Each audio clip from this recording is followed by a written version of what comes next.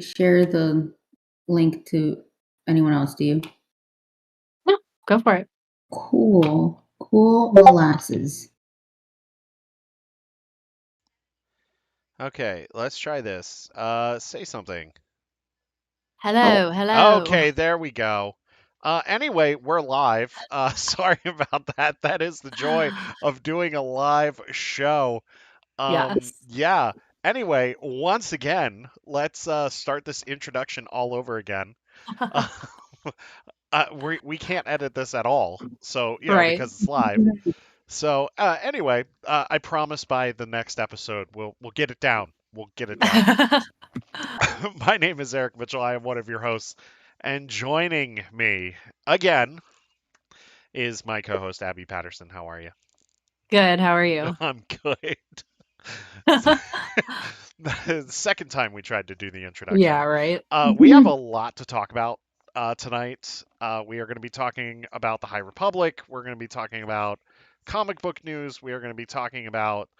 I'm actually going to throw in a story here at the last minute in Cool. just a second. We are going to be talking about a little movie called Rogue One. Yeah. Yeah, yay. and its fifth anniversary. NA Yes. production. Thank you, T-Spans. Thank you. Now I know how they felt during the HCS this weekend. That's the Halo Oh, Championship Series. yeah. Like the first match was happening, and like it went on like a 5-hour delay because Oh, fun. yeah, because like their PCs kept crashing at the LAN event. That's terrible. Yeah. Anyway, Rip. but we are not going to be doing this alone. Joining me, making her debut, is a member of our community, Jamie Sabian. Did I get that right? Yes, Okay, you did. cool. Awesome. Thank you for being here. We're excited to have you, and we hope that you have fun Thank you. this evening. Before I we, shall. yeah, before we get started, though, we need to talk about something kind of uh, important, Mm. and that is we need to talk about Blackout Star Wars Eclipse Yes. beforehand. Oh, also, Farm Boy says howdy, but I just wanted to Oh, say that real hello, quick. farm boy. Hello. So yeah, we do you want to go first, Abby, and share some thoughts on this? Sure. As I mentioned in a tweet where I shared the hashtag for Blackout Star Wars Eclipse, Blackout Star Wars Eclipse. Yeah. I'm very much in the era of where I'm trying to only talk about things I enjoy. Hmm. If I don't like it, I ignore it. But this is extremely important. Hmm. The Blackout Star Wars Eclipse movement, I think, is necessary, Hmm. and it sucks that it is necessary, but Star Wars is for everybody, and Star Wars fans deserve better than to have something produced by a company. And while the entire company may not share the same sentiment, the company is run by somebody who is blatantly misogynistic, blatantly homophobic, um, allows his company to run with a toxic and abusive work environment. And I think that we all, as Star Wars fans, deserve something better than that. Um, we deserve, I mean, everybody who's part of the Star Wars fandom makes Star Wars what it is, and the people who are in marginalized communities deserve to have the same level of respect shown to them that people who are not in marginalized communities are afforded simply because they are not part of a specific community that's looked down on. So I really appreciate the fact that this is gaining traction and that the Star Wars community is showing that we won't stand for something like this. Yeah, I totally agree here. I think that it's really ironic, though, that an era that is so inclusive and Mhm. diverse and is has become my favorite Star Wars era just from 7 books and comics. Yeah. Just it, I just think it's ironic that a studio that has done all of this stuff against the LGBTQ community, against minority communities and women and just all of these people is developing a game about the most inclusive and diverse era in Star Wars. Yeah.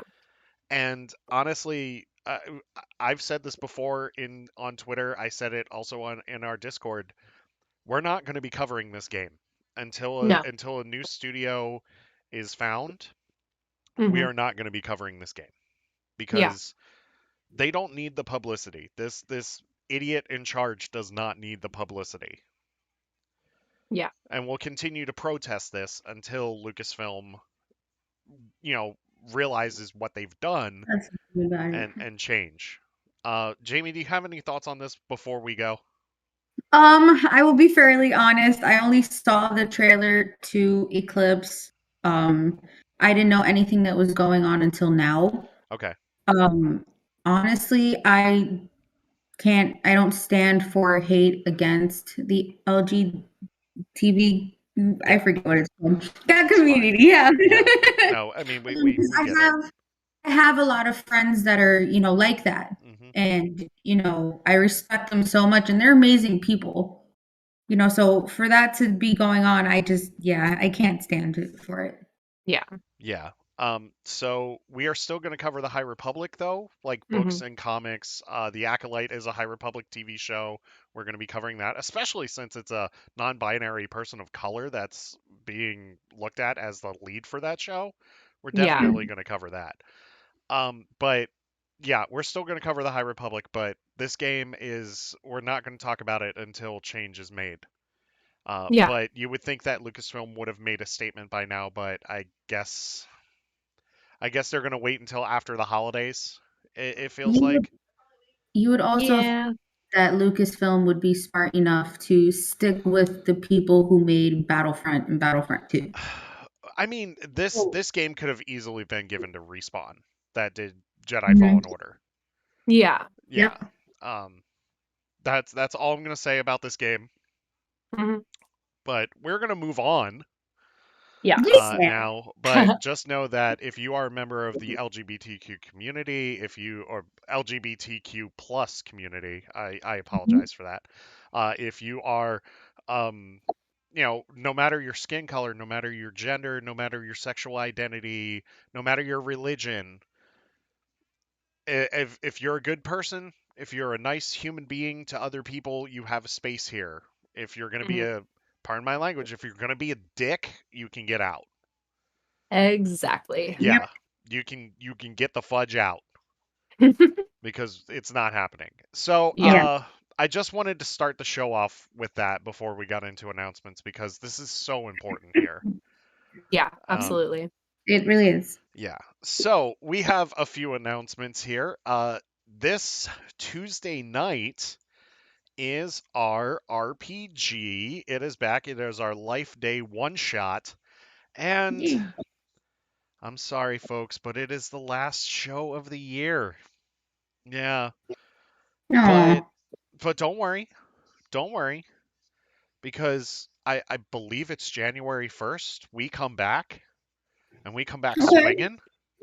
Yay. Yeah, we come back with our drunken review of the Book of Boba Fett. A, Yes. a Yes. live drunken review of the Book of Boba Fett. Oh, Lord have That's mercy. Yeah. That is the only time I'm encouraging drinking during a live show. Right. Is just that night. Yeah. John, Don't have a good time. yeah, John Byram, who is a member of our team, will be joining us for that as well. But yes, so our RPG show is this Tuesday night, 8 p.m. Our Book of Boba Fett is going to be January 1st at 8 p.m. Then, just a couple of days later, it's our High Republic special where we are going to be talking about waves 1 and 2 of phase 1 of the High Republic to get ready for pain. Pain. Pain. Spain without the S. Yes. Same. Um stay tuned, folks, because we're gonna cry in Yep. that one. Oh no.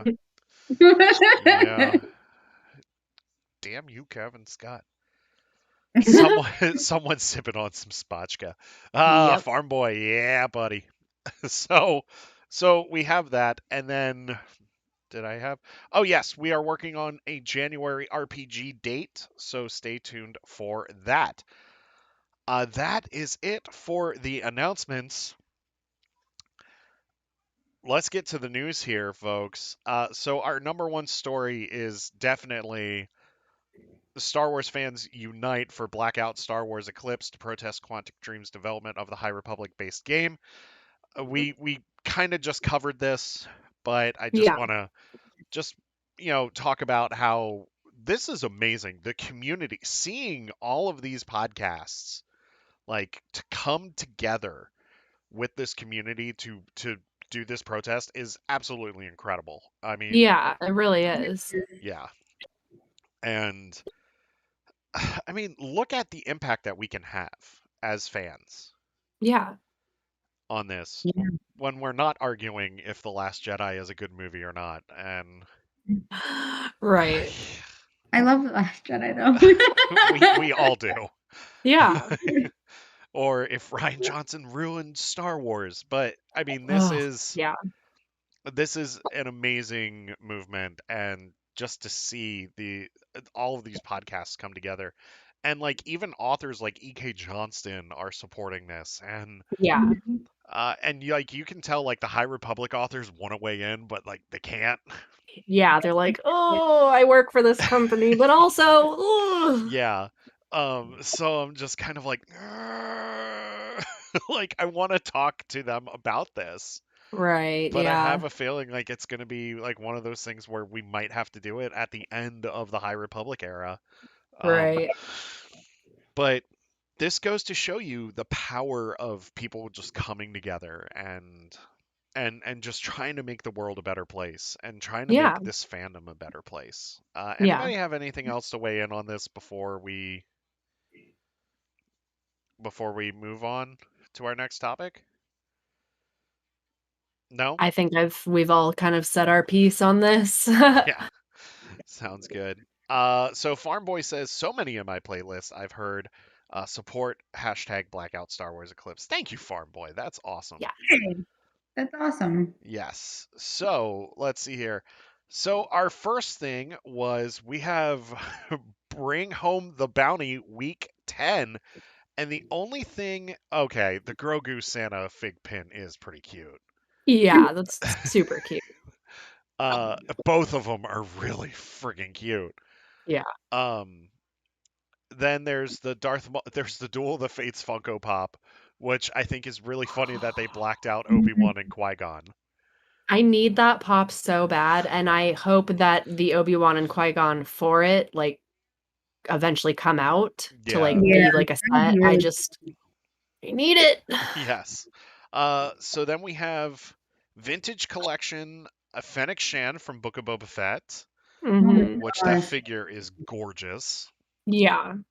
And then we have a Vintage Collection Deluxe Boba Fett figure, which is absolutely gorgeous. Yeah. Then we have the Grogu beanie, pretty much. Yeah. Oh Which my is gosh. cute. Yes. We have the Boba Fett Xbox bundle from Razer. That is a sexy Xbox controller, by the It way. is. It really is. Yeah. And then this is the thing that I need to talk about. This is the Bo Katan helmet. The Bo Katan Mhm. helmet is available for pre-order on Hasbro Pulse, and I feel like I need it in my life. Yeah. It's It's I haven't really seen, gorgeous. so yeah. I really haven't seen what they've all look like yet because I'm very big on Funko Pops. I Yeah. have yet to Mhm. get my very first Star Wars Funko Pop. I mean, I literally have mine in boxes right now Yeah. because, I just moved as well. So, Yeah. Yeah. I but go ahead. eventually I'll get my hands on a Star Wars Funko Pop. Yes. Yes, I will say this. Star Wars Funko Pop collecting is a very slippery slope It really is. Yeah. Really? So, yes. So get ready for what is going to take a lot of your money. Oh my gosh. I like, No. Yeah. yeah, You can't see anything on my display just because of my lighting, but it yeah, is filled with Star Wars Funko Pops. Oh my gosh. I can Yeah. see like a little bit of them. Yeah. Yeah. yeah. We've got so many Star Wars Funko Pops just out of the boxes, and then like our top shelf, like in our living room on like one of our cases that has like all of our Star Wars collectibles is just like tons of Funko Pops just still in the box. Like Yep. we have like three Ahsoka Funko Pops just like in their Yeah. boxes, and then of course I had to get Rex and Hondo from Galaxy's Edge, and Oh, of then course. You have to. then I had to get Hondo, and then I had to get like all of these Funkos. Oh, Hmm. yeah. Yeah, so that's one thing. It's a very slippery slope, but Yep. it's really fun. It I is. remember seeing one of the Knights of Ren. I believe it Yes. was in, where was it? Box Lunch over here at the mall. Ooh. Yeah. And Target, I think it was too. Target has a lot of them. Yeah. Yeah, And the Target. temptation was there to like just get it. And I was like, no, Yeah. no, like don't do it. Like, don't Don't do do it. it. Like my wife is a huge fan of porgs. Mhm. So They're so like cute. yeah, oh yeah. Absolutely. So like we got a couple of like the small Funko Pops, and then like Mhm. Target came out with the big exclusive Funko Pop. So of Yeah. course we Yeah. have that now. Yeah. Um Yeah. So, if you're looking to get anybody addicted to collecting something for the holidays, get them Funko Pops because once you pop, the Seriously. fun doesn't stop. Yeah, Oh, no. hey, Hilo, and nice Obi-Wan Kenobi reference popping in the chat there, bud. Well, hello there. Hello there. So there is that. I am going to. Where is that? Oh, I already exited out of it. Okay. Let's see here. Marvel's. Where is the Darth Vader? There it is. Well, we skipped one. Did I? Yeah. Do you want me Oh, to? yeah, go ahead. Hit us. Okay. Well, Return of the Jedi is joining the National Film Registry. So, the conclusion to the original trilogy is among 25 movies selected this year for its impact on American culture and film. I think that's extremely fitting Yes. and very cool. Yeah, Return of the Jedi is my all-time favorite Star Wars movie. Really. Yeah. I love that movie so much because Hmm. Vader's redemption arc in that movie is just Oh, absolutely incredible. Yes. yeah. And it was fun just to see them get the band back together for like one last run. Right. Even though they kind of spend the movie a little bit apart, but like they still come Yeah. together at parts in that movie. Yeah. And how can you not love Ewoks? I know. They're such cute. I call them teddy bears. Yeah, Yeah. they're murder They're so bears. cute. Yeah, they are. Yeah, Yeah, yeah. it's okay. And then like I have fond memories of like seeing that having my dad show me that movie when I was a kid and then Hmm. having him take me to the special edition of that movie in the theaters when they re-released it in 97 Oh, and that's just yeah cool.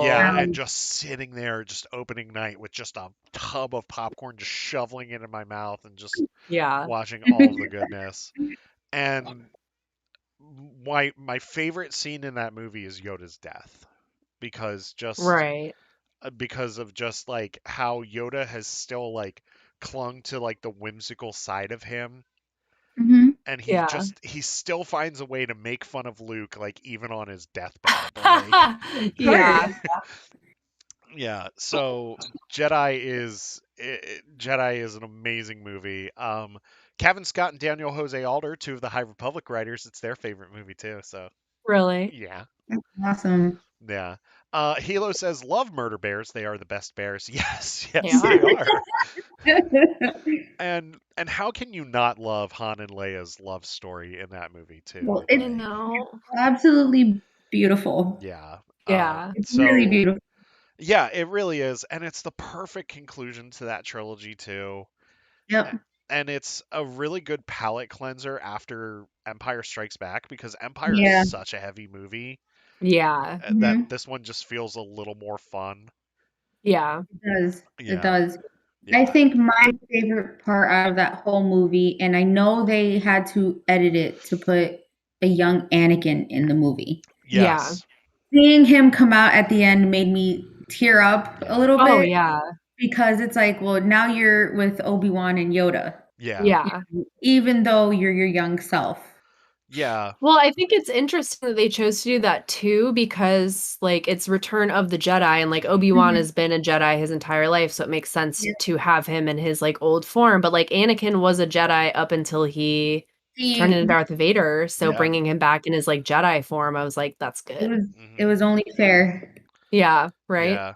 Oh, yeah. And he said the incredible thing about the death of Yoda, it's just the start of a new era. The role Yoda fulfilled, even after his death, the guidance to Luke and all, it was fantastic. Yeah. I mean, Yeah.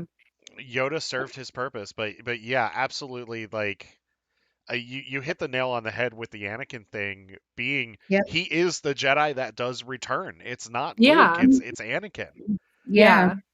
And and he is the I mean, yeah, Luke's kind of the main character of that trilogy, but Anakin's pretty much the main character of that movie. He's And still you one of the main characters yeah, because he's Anakin, although he's Vader at that point as yeah, well. Yeah. yeah. And I never really thought of that until like recently, but yeah, I mean, you hit the nail on the head with that. That was awesome. So, Mhm. yeah, so congratulations, Return of the Jedi. You deserve it. You Right. had such an impact on all of us, and you're such a great movie. We love Yeah. it. So It's an amazing movie. it is an amazing movie. Okay, so now let me move on to the other thing I was going to talk about, which is the Marvel reveals a preview of Darth Vader number 19. Which, if you're not reading Marvel's Darth Vader series written by Greg Pak, what the hell are you doing? Because it is such a great series. Yeah. In this, I'm go ahead. I'm one of those people that hasn't read them yet. It's okay. You're fine. It's really really good. It does a lot. Like Charles Soule did this with his last Vader run, but like this one does a lot with flashing back to Vader a lot, like during his Padawan days, and he kind of does like these what ifs like within his flashbacks too. Ooh. Like what if he never really turned to the dark side and was still with Mhm. Padme? Yeah. Yeah, and we've gotten Ochi of Bastoon in this series as well. He's the Sith assassin that they're kind of like searching for his dagger in Rise of Skywalker. Mm. So like we're getting a lot of him in this series too. And Yeah. this series has tackled Vader going to Exegol, and you get to see Luke's severed hand in a Ugh, jar on yes. Exegol. Yeah. Uh, yeah, it's wild. So, and I got to tell you, the artwork in this issue looks incredible just from the preview that we've seen. Mhm. And we get to see Anakin in that picnic with Padme, Right. and that flashback is just heartbreaking. So definitely Really. check it out. It's well worth the read. So, Yeah. any thoughts on that? No, I have seen bits and pieces of it, but I want to, like, go back and actually go through everything.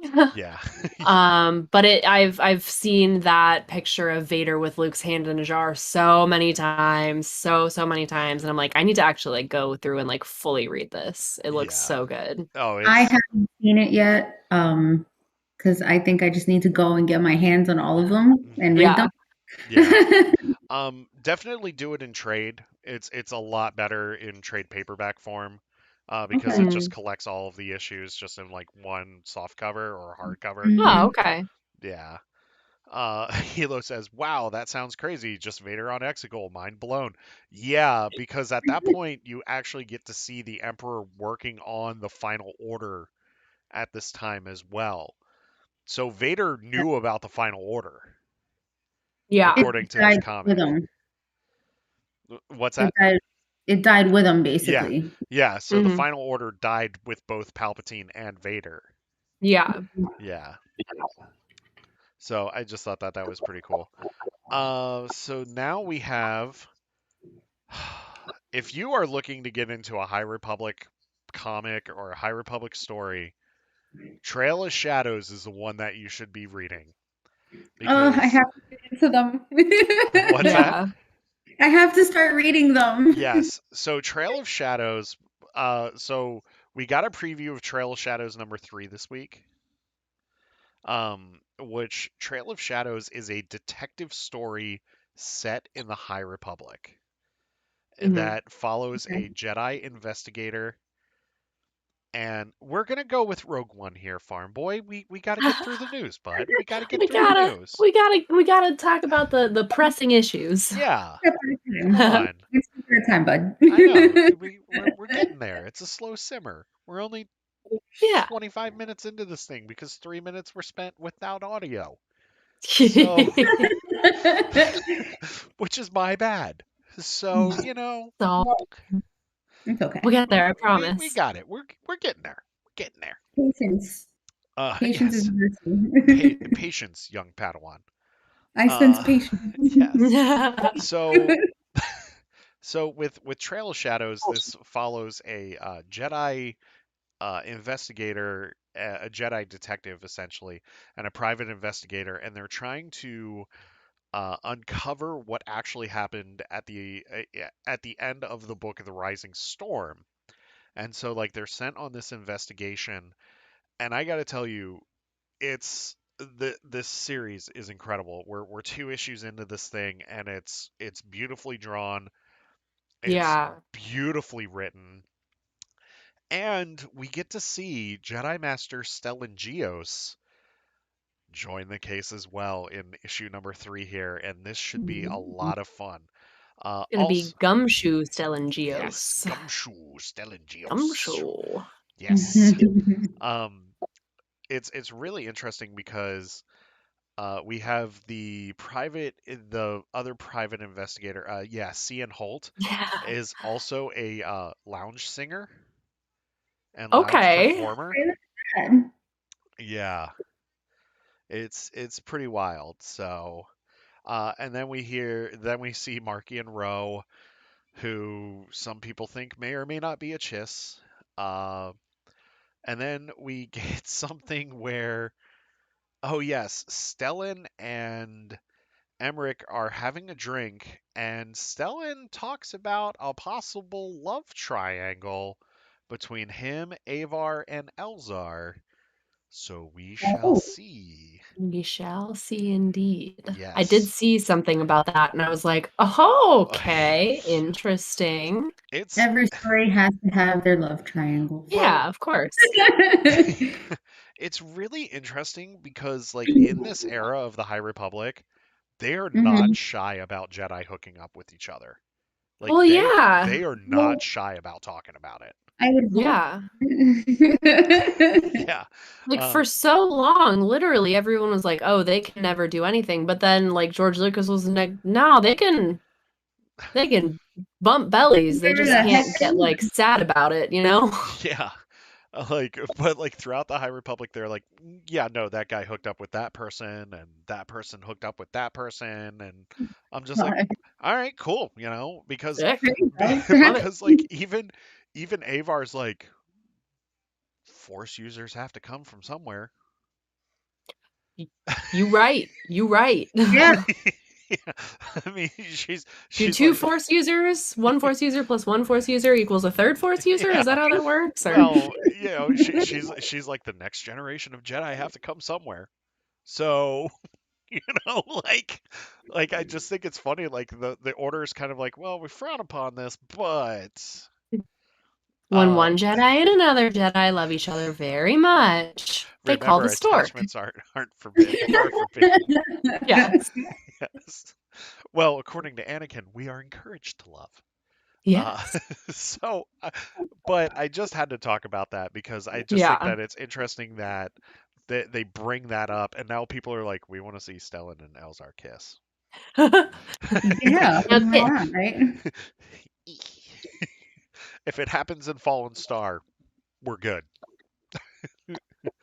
Anyway, so let's move on here. Anywho, Yes, we're not done with the High Republic here. yes. But before we get to our next High Republic thing, uh, did you know Han and Chewie are getting a comic series?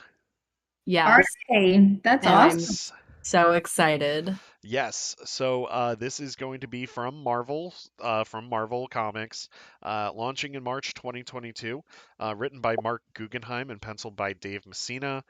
This monthly comic follows Han and Chewie a few years before the events of Star Wars: A New Hope, as the duo teams up with Greedo in better times, apparently, on a heist for Jabba the Hutt. StarWars.com Yeah. caught up with Guggenheim to talk about the tension with Han and what he has planned for our favorite Nerf herder and walking carpet and how Star Wars changed his life.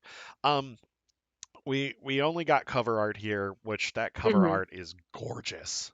It really is. Yes. I love it. Is this okay? Abby, you and I, we love Solo. Hmm. We want to see Solo too.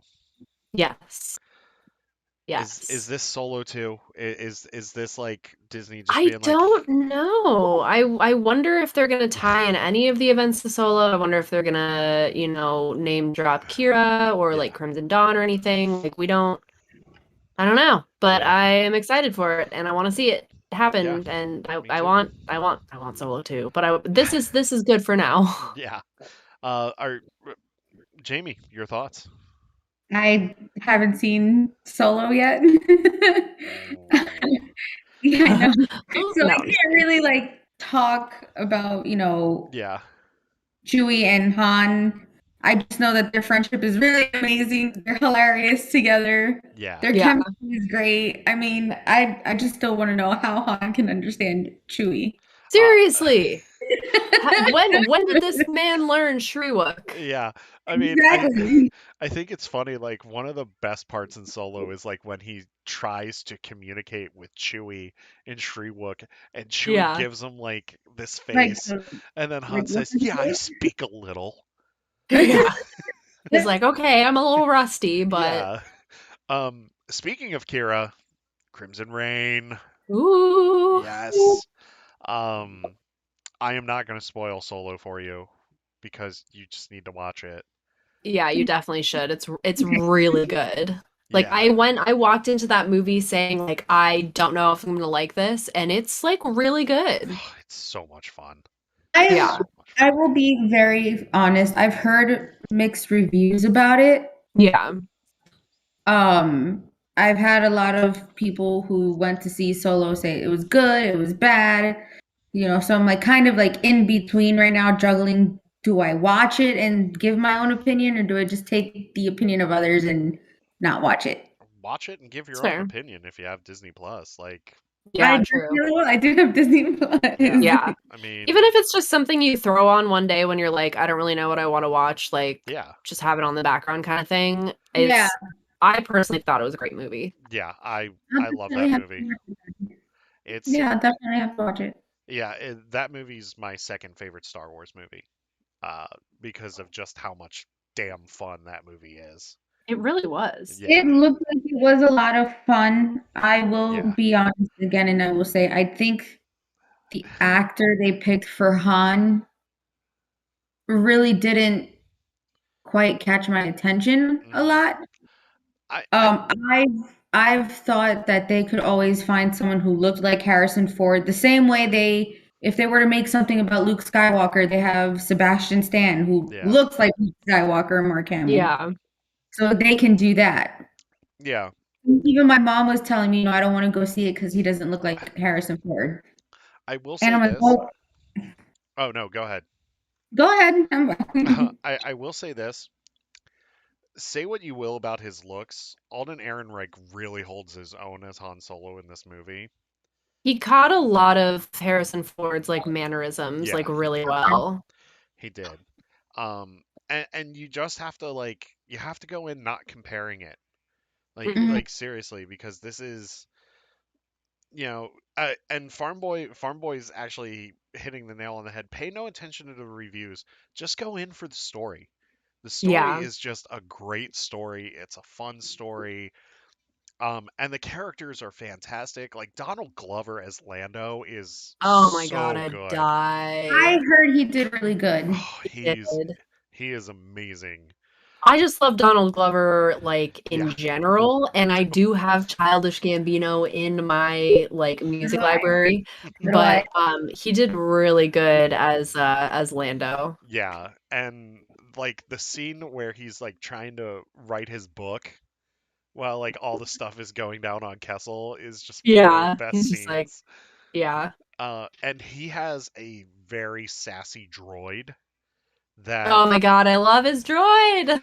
I wish could have met K2SO because Seriously. like my wife and I were talking about it earlier because we're like, oh, this would have been great, like a buddy cop. Sass meter Oh 10,000. Yep. yeah.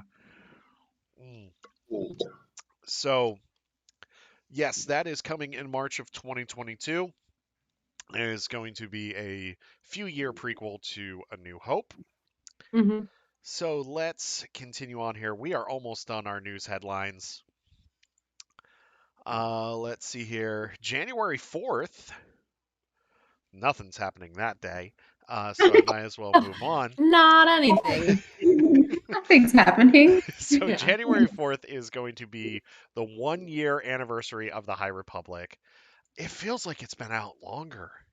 It really does. Like, Rob originally got Light of the Jedi as an audiobook, Hmm. and I feel like that was like 2 years ago that Hmm. he was like telling me like, "Oh, this is really good. You need to like read it." And that's when I went and bought mine, and now it's collecting dust and I need to actually read it. But I feel like it's been way longer than a year, but at the same time I feel like pandemic time is meaningless, so it could have Mhm. very well come out last month, you know. Yeah, Yeah. no, I totally agree. Um, Like I don't know what century it is and at any point ever. yeah, Yeah. I feel like I'll age like 20 years before this story's like even done. Yeah. But yes, so we are going to be getting a High Republic special. Christina Ariel, who is the host of the High Republic show and who kills it Hmm.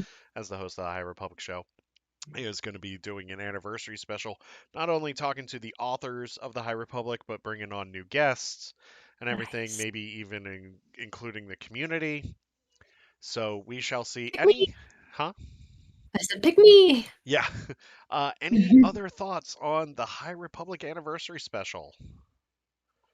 No, I just think it's super cool, and I think it should be celebrated because it's brought such a new perspective to just like the story of the Jedi, and Yeah. it's like opened up Star Wars to a lot of new people who like kind of cottoned on to the High Republic and have like thus become fans, and I'm like, that's great. I Yeah. love to see it. Yeah. It's Go ahead. it's also great because I will say, my little sister loves Star Wars. Hmm. Hmm. Got her into them. And I had to start her off with, I don't know if you want to call them the prequels or the sequels or the whatever you want to call them from, what was it? Oh my gosh. The Force Awakens to That's The Hmm. a Last sequel Jedi trilogy. and The Return of the Skywalker, Hmm. and then to start with the prequels and then the originals. Hmm. I had to start her that way because she grew up in that time era when those 3 movies came out. Yeah. Yeah. For her to be able to see that, and now with the High Republic out, when she gets older, I wanna be able to tell her, "Okay, well, read this. It'll get you more into Star Wars as it is." Yeah. Yeah. She Uh, already loves Baby Yoda. She's all over Grogu. I will say this though, like with the High Republic though, like it's not just adult novels. Like they have a lot of Hmm. young reader stuff. They even have like storybooks that will tell different stories from like these major books, and they come with Mhm. stickers and like all this stuff. So like you could just introduce her to like the young reader novels like Test of Courage and Race to Crash Point Tower are great entry points for young readers. Um, Mhm.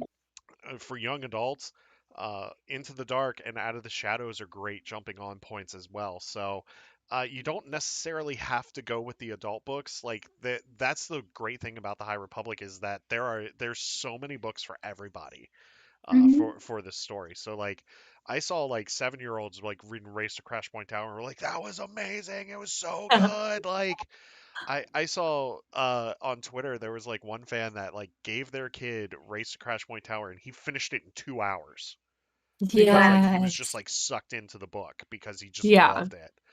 Um, so definitely think about that when it comes to like getting your sister into the High Republic. I think that that Yeah, is definitely. yeah. 'Cause whenever every year around the holidays, I always ask her, what do you want for Christmas? And I always ask my mom, what do I get her? Now lately it's been books because she just has too many toys already. And Yeah. she's 9 years old, she's gonna be 10 Oh in yeah. February. So kind of getting her into the more reading and now, getting her more into Star Wars. I think Hmm. that's something I would like to share with her, Yeah. being the eldest of the two of us. Yeah. Yeah. I would definitely say a Test of Courage and Race to Crash Point Tower are definitely the ones that you could give her to get into the High Republic because like they're just perfect for that age bracket. Yeah. Yeah. I'll definitely have to look for them then. Yeah. So speaking of Race to Crash Point Tower and A Test of Courage, we have some very important characters coming back from those books, as well as some characters from Daniel Jose Alder's The High Republic Adventures coming into Star Wars The High Republic Midnight Horizon, which has the most badass cover of the young adult novels for the Yeah. High Republic. So, with this excerpt, did you read this excerpt? I did not know. Okay. I meant to, It's and okay. then I forgot. It's all good. Um, so the excerpt deals with Padawan Ram Jamaram, who is introduced in Race to Crash Point Tower, and he's a mechanic Padawan. Like he tinkers Oh, with tech and machines and speeders and all this other stuff. Like he uses the Force to fix things. That is nice. Yeah, so like I said, this is a really cool era because like everybody in the Jedi Order has like a different job. Yeah. Mhm. Um and he is actually on the autism scale too. Wow. Oh, Yeah. okay. Yeah, he's like a high functioning autistic Padawan and I think that's great. So like, Yeah. so like a kid with autism could like read this and be like that's me. Like I'm in Star Wars. Yeah. Mhm. So with this, Ram has been through a lot since Race to Crash Point Tower. He's been through a lot in this excerpt, and he's trying to find his feelings again because he doesn't feel anything anymore. And he Okay. knows that he needs to trust in the Force, but he Mhm. has been through so much that he's shaken to his core. Yeah. Understandable. I mean, yeah, Yeah. that's Uh, sad. Especially for a kid. yeah, so definitely check it out. The Halcyon, the Star Cruiser, is going to be making a an appearance in that book as well as pretty much every book in Wave 3 the Halcyon's going to be in.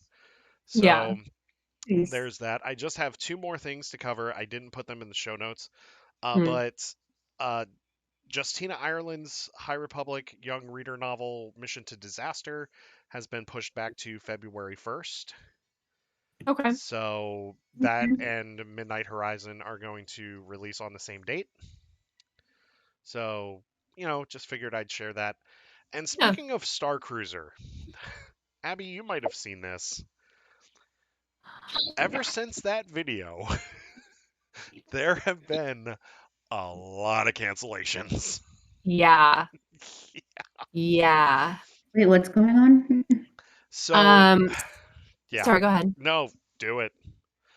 So with the Galactic Star Cruiser, that's opening up at Disney World, Oh, we were just talking about this not too long ago. Yeah. Yeah, they put out a video that got taken down really quickly because so many people were calling out just the production value of Yeah. it, and it could have just Mhm. been the video itself and not necessarily like the quality that you would see actually on the Star Cruiser, Mhm. but it was not good.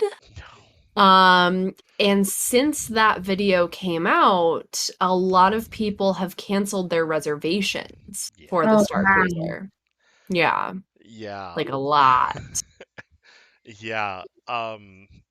It's so this video I I I think you're right, Abby. I just think that it was just like kind of the way that it might have been filmed, Yeah. something like that, because I don't think that's the finished product. I think like the finished product you get is going to be a lot better.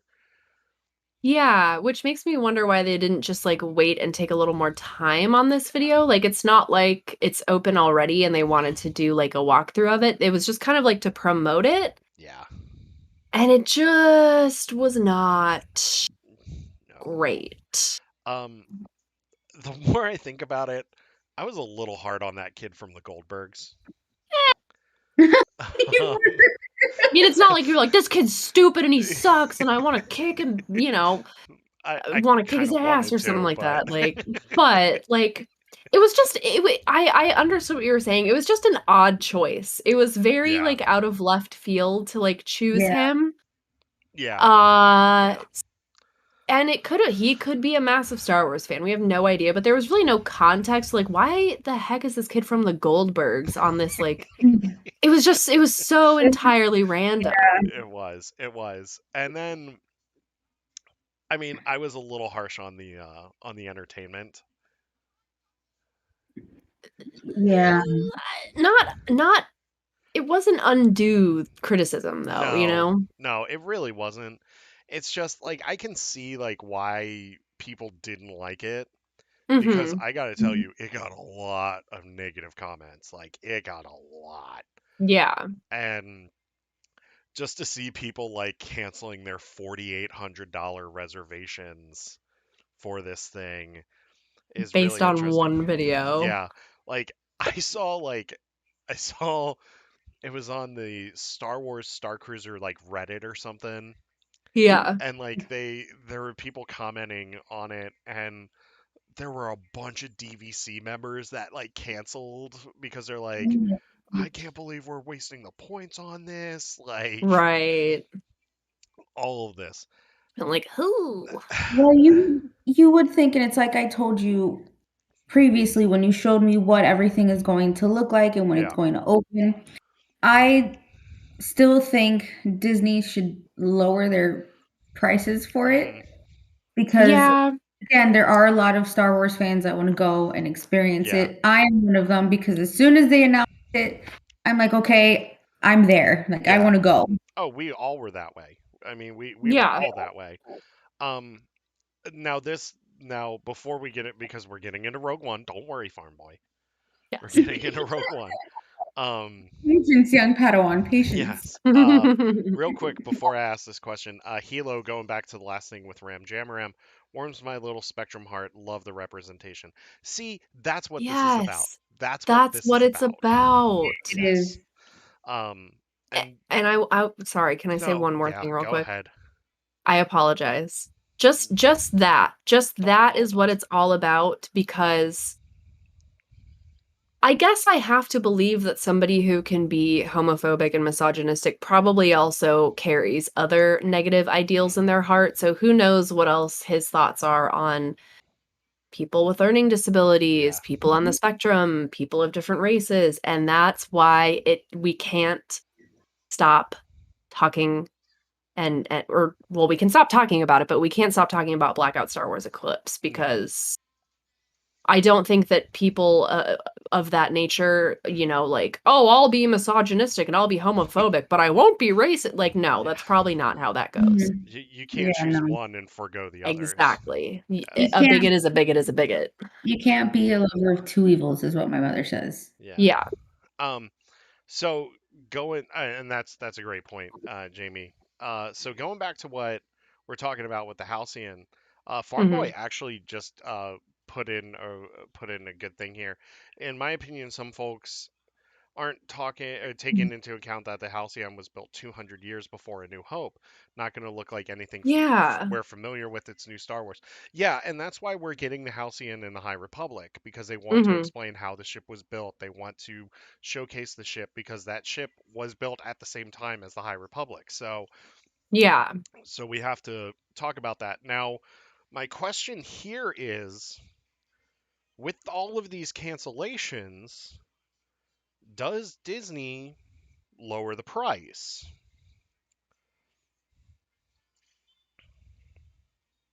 I feel like they should. Yeah, I think they should too.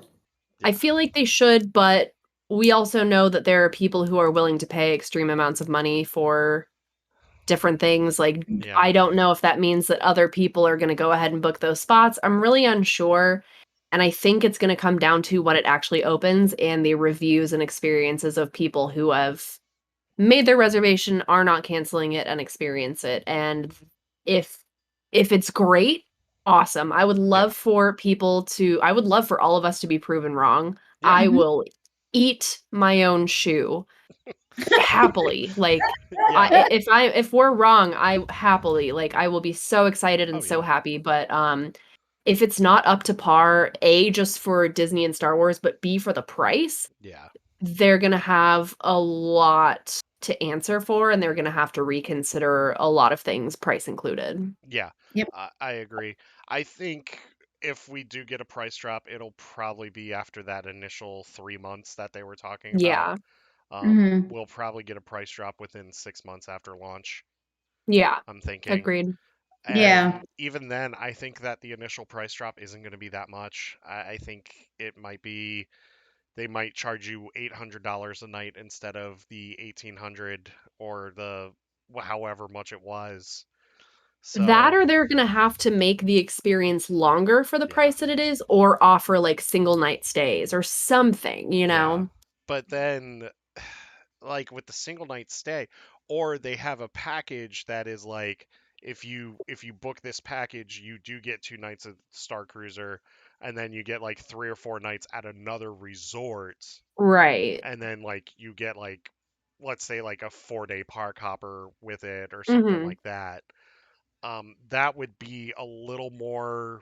I mean, I would pay that price Yeah. if that was the Yeah. package, but Yeah, then absolutely. again, I'm not in charge of Disney parks, so I I have a feeling we're going to be talking about this thing for a while. Ugh, and it makes me so mad. It Yeah. does. Stupid Star Cruiser. I mean, it fills my heart with joy because knowing that it's there and that it's Yeah. coming out and that it's going to be an experience, but then I hate it because it's so damn expensive and because of that Yeah. video and Yeah. everything. So, it's time to move on to our main topic of the evening. Yes. We're going to be talking about what I believe is the most important Star Wars movie to ever come out. Be- Yeah. because without this story, we don't get the original trilogy. No, No, absolutely. you don't. Um, and that is, we're going to be talking about Solo. All these people tune again. Oh, well, nope, Like, Nope. unsubscribe. I'm Goodbye. done. Yeah. It's the bait and switch. Yep, exactly. Sorry, guys. We flipped the switch on you last minute. I'm so Yes, Yeah, sorry. right. yes. No, we are Oops. we are talking about the fifth anniversary of Rogue One and how impactful this movie was. And before we get into detail here with this movie, I want to go around the table and I want to just get your thoughts on this movie and like what your experience was with seeing this movie for the first time 5 years ago. Oh Yeah. my So, who God. would like to go first? Jamie? Sure. Anybody? Yeah. So my experience with Rogue One, I was very iffy about this movie when it first came out and I first saw it. I was kind of hoping to see a middle-aged Obi-Wan in the movie as well. I think they forgot to definitely put Obi-Wan in the movie because you can't have Vader in it and then not have Obi-Wan. Right. My experience with the movie was amazing. I loved the whole thing. Cassian Andor is one of the most amazing characters in that movie because yeah, he was gonna go and kill someone's father, but then he had a change of heart and is like, no, I'm gonna go and help her. Should we stand for something? We're the rebellion for a reason. Hmm. Mm. Um, Now when I did see Vader on Mustafar, that is when I'm like, oh my god, yes! Like I love like I have my moments as a person who loves Star Wars, who has her Jedi moments, and then has her Sith like moments. Hmm. And Eric knows this because he's seen it. He's Hmm. heard it in my voice. Yeah, I So have. I have. I've I've had both of those moments, Hmm. you know, little by little. Yeah. But seeing Vader in his castle on Mustafar, it was the most amazing thing because that is where the iconic scene from the Revenge of the Sith happened. Hmm. One of my favorite Star Wars movies. And so Yeah. I got really excited. Yeah. When they were on Scarif and the whole battle there happened, and when the weapon on the Death Star was, already released and everything, that I will say I definitely got sad, and I'm like, no, they stood for something. Hmm. Why Yeah. is this happening? Yeah. And then you have, that scene before with Vader again, where he's just there. They don't see him until he opens his lightsaber. He turns on the saber. And that is one of my, again, favorite scenes ever out of Yeah. Rogue One. Because it's like, here you are, but he still has his Jedi ways. Yeah. Yeah. Yeah. And that is what really meant a lot to me growing up with my mom, who was born in 1977 when, the first Star Wars movie came out. She saw them, me learning them growing up as well, and watching the prequels and then watching the sequels. It was amazing. Yeah. Um, and then to see Leia, you know, Oh, before A New Hope, that's when it touched my heart. And I'm like, okay, now I see why they did this. Hmm. yeah. Yeah. That was I had a great experience with Rogue One. Nice. Abby, go ahead. So I was kind of the same way. I wasn't sure how I was gonna feel about it. We didn't really have like a ton of info to go off of, except for Yeah. that we knew it Mhm. was leading into like the original trilogy. We went and saw it 3 times the week it came out. I remember walking out of the movie theater and just being like, "Oh my god, that was so good." Hmm. I just like jaw on the floor. I just think it's such a great movie. It's Hmm. so well done. It gives so much more to the backstory of the Mhm. rebellion, to because you see in the prequels, just for that brief glimpse of the Death Star, like on Geonosis, Yeah. Yep. with Dooku and Poggle and all, Techno Union and everyone, and then we see the Death Star in action, but like that just bridged that gap in such a brilliant way. And every single person in this movie, there was not a single character that didn't have character development, Yeah. even down to, the rebels and Mon Mothma going like, we can't do this, to like, okay, we're doing it. Hmm. And Bodhi defecting, and Jin going from I literally don't care, like I don't have the luxury of caring about this, to making it like what she does with her life. And Cassian, like you said, going from like, I'm gonna kill Galen Erso, to not, and then believing like they did not imp on character development for anybody in this movie. And I just think the characters are so fantastically written. I love this movie so much. Yeah. Um, this movie had such an impact on me too. We saw it the Saturday it opened. Like we Mhm. didn't go opening night, but we went opening weekend. And I remember they were filming this while they were filming The Force Awakens. And They- so like they were filming both of these at Pinewood at the same time. Yeah. Did anyone on this panel give a list to the Star Wars radio dramas? The story played out very differently from this. No, I still need No. to listen to those because I think that that would be pretty interesting.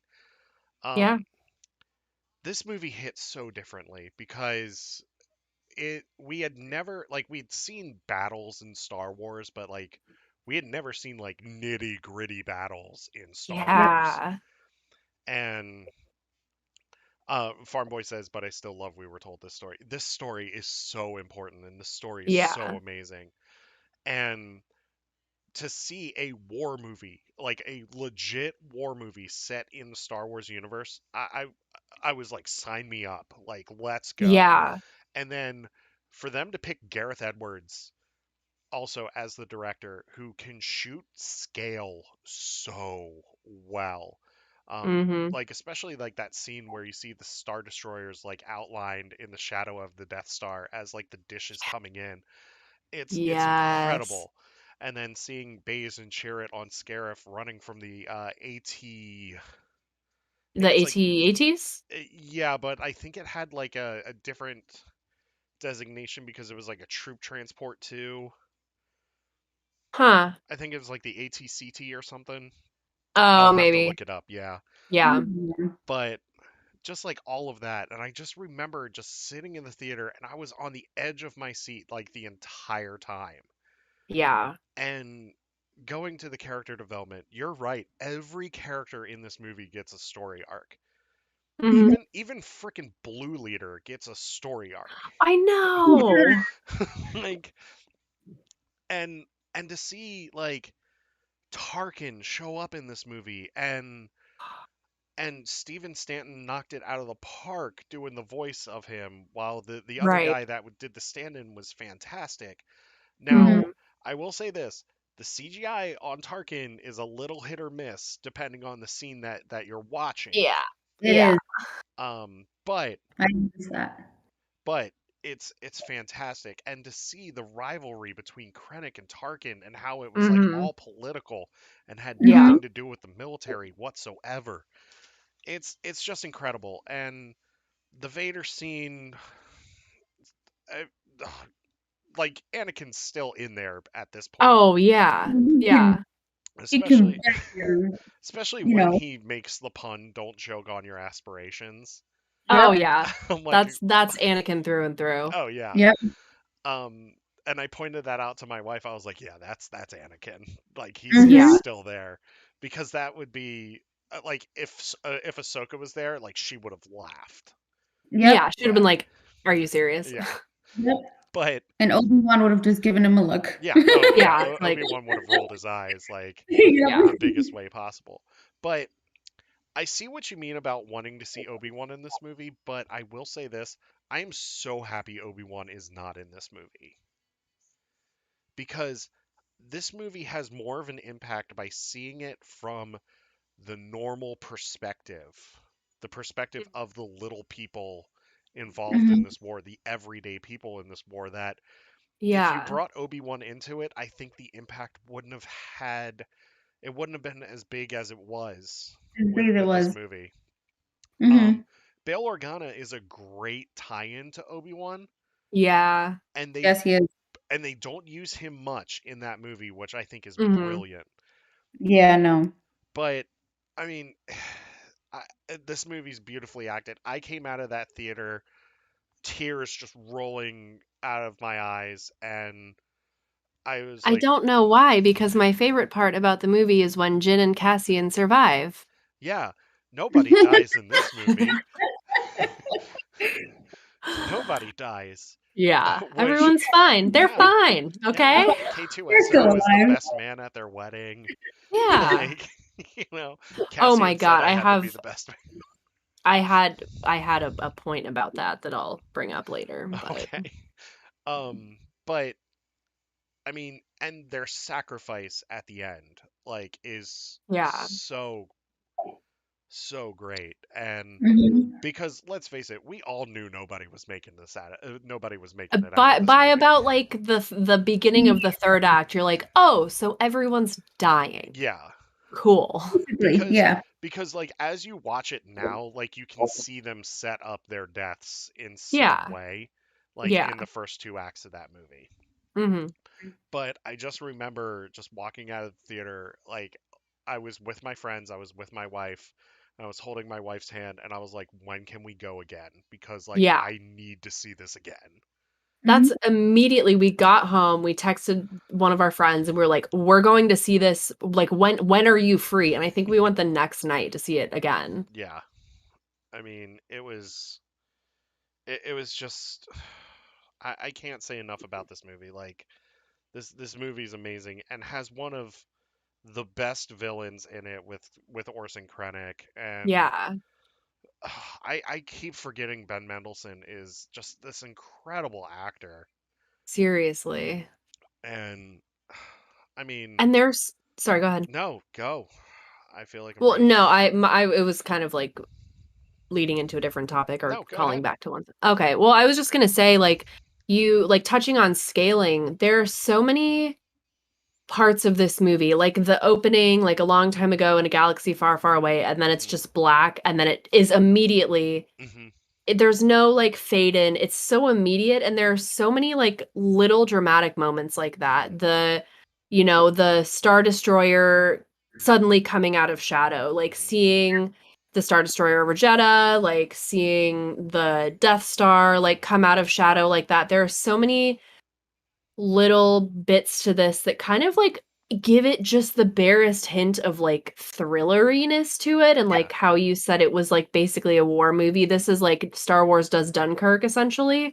Yeah. Mhm. Like there oh god, it's just so good. And even the dramatic things like when the AT-AT comes out from like you don't see it at first because it's behind a bunch of smoke, or like Hmm. Vader walking on Mustafar with all Anakin dramatic ass Skywalker with all of his Of smoke course. billows and steam. I'm just like, come on. But it's so on point, and like there's so many just little bits like that that are so good. Even when Hmm. they're on Edu and it's dark and it's rainy, and then suddenly the rebels are like above them. Like they just did such a good job with They did. They really building did. this up. Yeah, like Yeah. there's like suspense to it, and it's Hmm. so Mhm. good.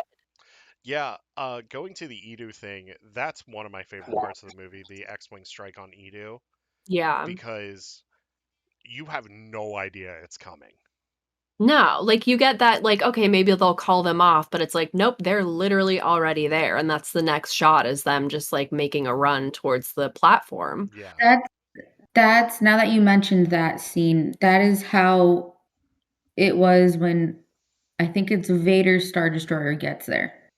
When Hmm. Vader's Yeah. ship gets you're not expecting Vader to get there. Mm-mm. No. No. You're like, "Okay, well, everyone's gonna go back home, they're gonna go into hyperspace." Nope. Boom, there's Vader Yeah. out of Yep. nowhere. And then you're like, is Radek's ship gonna make the jump? Like, Yeah. no, he's going down. And it's that one guy in the hallway who knows he's gonna die, who hands it through the crack, and they immediately get on the Tantive, and Hmm. like it's like down it like by the skin of their teeth, they got the Death Star plans out of there. Yeah. Yep. Yeah. And like this like ends probably a day or two before A New Hope. Like I'm giving it like Yeah. maybe a day Yeah, or it two really does. like Yeah. before A New Hope. And 'Cause it's right before Leia sends R2 yeah. to look for Obi-Wan. Mhm. Yeah, yeah, it's right before they Mhm. jettison the escape pods on Tatooine. Yeah. Yeah, so it's probably about a day or two because if you think about it, they're probably in hyperspace for about a day or two. Yeah. Yep. Yeah. Um, but just the Vader thing, you're right. That is Anakin, dramatic ass Skywalker. I want to hire his smoke guy. Seriously, his lighting and effects people, I need their numbers. Yeah, exactly. Exactly. And seeing him like in the back to tank too, I think is just Yeah. That awesome. was really cool. Because we don't ever see that. Nope. And you like I think so many people don't truly know the toll that his suit takes on him. Like the way it was designed by Palpatine is literally it's a torture suit. Yeah. So Mm-hmm. like we don't really ever see that angle of it. Mm-mm. No, you don't. No. And I mean, this movie is just it's perfect. Like, I mean, it's a perfect Star Wars movie. It's a perfect Yeah. it's I mean, I'm just gonna turn the floor over to you two, and I'll interject when I need to. I know Abby, you had a lot of notes. Oh my Uh, God, yeah. And it was mostly just me being like, "Oh my God, Bodhi! Oh my God, blah blah blah," just like I love him. so should But we this go ahead? Oh, go ahead. No, go ahead. I was gonna say, should we go character by character? Sure. Kind of talk about that for a little bit. Go Yeah. for it. Learn more about them on here. Okay. What were you gonna say? I'm sorry, Abby. Oh, I was just gonna point out that there, even being as serious of a film as it is, the little tidbits of comedy that we get throughout it, just like, "Are you serious? I'm blind," and like, "I'll be there for you." Cassian said I had to, like, just stuff like that. I'm like, it's just so perfectly just like peppered in there. Yeah, that is one thing that this movie does really well is comedy. Yeah, Because like it's a very serious movie, so like when you it do get is. those comedic moments, they are pretty laugh out loud. Um, Yeah. the best bit in this movie is actually an outtake, and that's when K2SO smacks Cassian in the face when Yeah. he's Yeah, trying to that was hide the not smile. yeah. That was not planned at all. That was completely ad-libbed, and it's just, like, so perfect. Yeah, and I mean, and like they ask K2SO like where he's taken Jin and Cassie, and he's like, I'm taking them to imprison them in prison. The prisoners, I'm Yeah. taking them to imprison them Mm, in prison. in prison. And Yeah. like you can see just like his eyes like darting around Yeah, it's just like like, ah, yeah. so good. Yeah. Let's so since we're talking about Cassian and K2, let's actually talk about them. And then we'll get into Jyn Erso, who is very important in this movie, but Mhm. to me she's not the most important character. No. We're gonna get to the most important character here in just a I little know who bit. you're gonna Oh say. yeah, you know. Yeah. You know. Yeah. So K2 and Cassian, we find out that Cassian Andor has been in this fight since he was 6. So he's been part of the Mhm. Rebel Alliance his entire life. Yeah. Mhm. And I think that this is going to be an interesting thing to explore when we get to the Cassian series as well, because like we're Mhm. going to see like his earlier days in the rebellion. Yep. Yeah.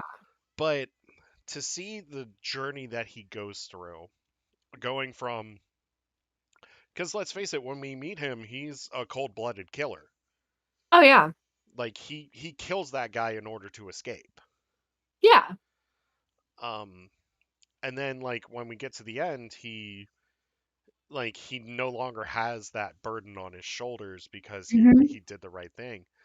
Mhm. Let's just talk about his character arc. Let's talk about his character development here and how important him and K2SO are in this story. Anybody can Yeah. weigh in. Go for it. Uh, where can I start? Cassian, when I first saw the movie, and obviously upon meeting Cassian Andor in the movie, I was kind of iffy about him. Hmm. I didn't really trust Cassian because he seemed very iffy. Yeah, Maybe it's because he had that burden on his shoulders, like you said. I don't know. As you get to know him a little bit more in the movie, it's like he wants to do good, but then he has someone over his shoulder saying, well, you have to do this, that, and the other. yeah, And that's where I felt bad for Cassian, honestly. As for K2, what can I say about that droid? He's just funny. He's hilarious. Yeah. yeah, He's hilarious. He's amazing. He it looks like he stands up for and protects Cassian a lot. And Mhm. that Yeah. kind of reminds me of Han and Chewie. Yeah. Yeah. Um, And that's where I think it was pretty neat. yeah. Now, my question here is, did Cassian reprogram K2SO, or was it just the Rebel Alliance? I know, I want to know because I he wanna is know that like too. really attached to K2. Yeah. Mhm. And K2's really attached to him too. Yeah. Mhm. Like they are like at the hip. Yeah. Because like even when they tell K2 to like wait by the ship, like K2's like, I don't want to do that. Like I want to go He's where like, you guys are going. excuse me? Yeah, like, Yeah. Yeah. why? Yeah, which Um, yeah. Go ahead. No, I was just gonna say which is a great point, but go ahead. Yeah, I was the same. I think we're meant to see Cassian kind of through Jin's eyes of like being like kind of untrustworthy Mhm. and seeing him I always took it so the opening shot where we see him and I think the other guy's name is Tivik. I can't remember. But Yeah. Mhm. I always thought that he shot him because his arm was in a brace and he's like, I'm not going to be able to climb out of there. So I thought he did it as like a mercy killing instead of being like arrested by the Empire type of thing. But Hmm. also, it's a double edged sword because with killing him, there's no way for the Empire to get like information out of him, you Yeah. know? So I don't really know. I always thought that was like an interesting kind of thing to consider. But seeing him go from that to not pulling the trigger at Edu to admitting to Jin, like, we have all done really awful things in the name of the rebellion, and we Mhm. like, this is our atonement for that. This is Yeah. our moment of what can we do to kind of like wipe the slate clean, like not knowing whether they're coming back from Scarif or not, but like doing what they can to be better. I think that's really, really cool. And for somebody like you said, who's been in the fight since they were 6, like he can't be much older than Luke and Leia at this point. Like Yeah. he's Yeah. young and he's seen some stuff Yeah. and he's done some things that he's not particularly proud of, but in the name of like hopefully making a better world for Hmm. people around him, like that kind of arc of like understanding that like just because you have an order doesn't mean it's the right thing and you can think about it. Yeah. Mhm. I think that's really cool and I thought it was really interesting to watch him not take the shot Yeah. at Jin's dad. Hmm. I don't know, I think he's great, and I think K2 is amazing. For the longest time, my handle on all my social media was Bay2SO, but everybody was like, "What's a Bay2SO?" So I, like, changed it, but, I love K2, I think he's amazing, and in the, novelization of Rogue One, when he's at the control station, when he's locked them into the tower and Hmm. everything, there's a passage, and I should have probably looked it up to get the correct wording, but it was essentially like, in the last moments, K2SO, like, basically, like, projected into his own mind, like, the thought of Jin and Cassian surviving, and it pleased him, and, like, that's how he died, and every time I think about it, I'm just like, "Oh my god," because he did not like Jin. No. No, he He loved didn't. he loved Cassian, but he was like a sasshole to him, and, like, just, like, the thought that, like, the thing that he wanted to think about when he was dying was, like, them being okay. I was Yeah. like, "Oh my god. Yeah. I Uh, will now go cry endless tears." Yep. I will say this real quick. Alexander Freed's Rogue One novelization is so well done. Yeah. If you've never read it, you should because it is. If you think the movie has an impact on you, the novelization's gonna like even beat you down harder. Oh, I'm sure. Oh I'm yeah. sure. Um, I especially like when it comes to the deaths, like you're just gonna be, yeah, okay, I'm done. Like, Cool. yeah, I'm gonna close this for the rest of Yeah. my life. Just gonna go lay in the fetal position. Yeah, exactly. I'm gonna go cry in a corner. Yeah, exactly. So let's actually shift to Jyn Erso because if there's three main characters in this movie, it's Cassian, K2, and Jyn Erso. Mhm. When it comes to the rebellion side, I would say Krennic is a main character too, Yeah. but let's talk about Jyn Erso here and how she really humanizes Cassian. Mhm. He does. Um, Yeah. while she's on this journey because and I think it's the point where she sees the hologram of her father in Saw Gerrera's base Hmm. that Mhm. she really starts to see the human element to this fight. Yeah. Or Yeah. Yeah. or is it when she rescues the girl in the street fight? See, the girl in the street fight, I think she did that just because, like, that wasn't necessarily attached to the rebellion. It was just a child. And, like, if you have a good bone in your body, you see a child in trouble and you do something to stop it. Yeah, that's true. I Yeah. think, oh, go ahead. Were you going to say something? No. Oh, sorry. I thought you said, well, I was it, agreeing with you guys. Yeah. oh, gotcha. I think it was like seeing her dad and seeing the fact that he was saying to her, like, you think that I was taken and that I've been like happily skipping along with the Empire, doing whatever they wanted. And this entire time I have been for the rebellion. Hmm. Like, that I think really is what hit her.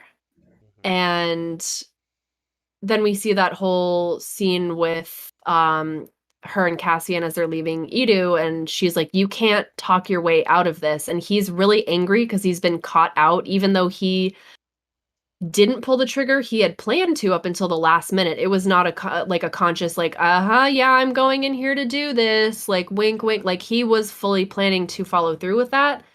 And her, like, kind of calling him out for it, like, Hmm. gave him that element of, like, he had to make the decision. Mhm. It wasn't just like an, "Oh, yeah, no, of course I'm not doing that." He had to think about it, and Yeah. she was like, "Yeah, you did, and you shouldn't have had to." Yeah. Yeah. I want to talk about that scene real quick where she and Cassian have the confrontation on the shuttle after the Edu attack. Mhm. She, Cassian talks about how he didn't pull the trigger, but she counters with those were Alliance bombs that killed him. Yeah. So she pretty much does blame him for her father's Hmm. death Mhm. in that scene. Is the follow up to this to my follow up point or my follow up question is after the meeting when Cassian says I believe you, is that the turning point for her to really start to trust him, or is the shuttle confrontation the turning point? I would say that it was on the base because she thought she was mad at him because he had to think about whether or not he was going to kill her dad. Mhm. Um, and she knows that, and she's calling him out for it. Yeah. Yeah. And, she gets back to the base, her dad's just died. She now fully kind of, like, understands the gravity of his belief in the rebellion, and Mhm. so she, that point has already turned for her, her belief in the rebellion and her belief that something can be done. Mhm. But Hmm. I think it's Cassian saying, like, "No, I believe you," that she's like, "Okay, I didn't think that I was gonna hear that out of you, and now you're offering yourself as what we find out will be kind of like a sacrificial lamb scenario." Like, Mhm. he probably knows that there's like a small chance of them getting off of that planet alive. Mhm. I think the weight of him saying, like, "No, I do believe you and I want to do this for you," that's what kind of like turns the tides of her trust in him. Mhm. Jamie, your thoughts? Oh, I mean, I can agree with everything she said. The same thing. The confrontation Jin had with Cassian on the ship, you know, calling him out for almost killing her father. That was the turning point Mhm. for Cassian. Yeah. That's where he decided, I want to do good. I don't want to, do this anymore. Yeah. Yeah, I'm part of the rebellion, but to hell with the orders that I've been given, Mm. Yeah. basically. Yeah. And that's where you see the change of heart in Cassian. Hmm. Yeah. I will also say this, because this is also a major part, I believe, in Jin's story arc here, and that's meeting Baze and Chirrut.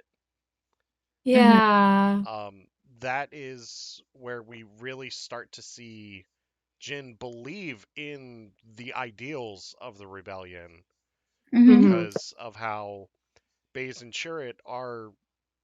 Well, Chirrut is more selfless than Baze is Yeah. when they first meet, but Baze reluctantly goes along with whatever plans going on. Yeah. Mhm. Is this? I guess this point when she meets Baze and Chirrut, this is the start of her major story arc in this movie. Yeah. Yep. Um, to which she really starts to believe in the cause. Yeah. Mhm. Also, Baze calling her little sister literally breaks me every time. Yeah, Yep. that's right before Scarif, right? Ugh. It's as they're getting off on Scarif, I Yeah, think. They're that's like, right. and he Mhm. goes, like, I forget the actual line. It's like, go on, little sister, or like, we've got you, little sister, or something. And I'm just like, like Yeah, every time, just sobbing. yeah, yeah. I'm a blubbering mess by that point. Seriously. Mhm. Yep. But I think that is truly the point in her story where it's real for her. Yeah. Mhm. Um, and then, well, the whole Jeddah part is where it's real for her Hmm. because she has to confront Saul one more time. Yep.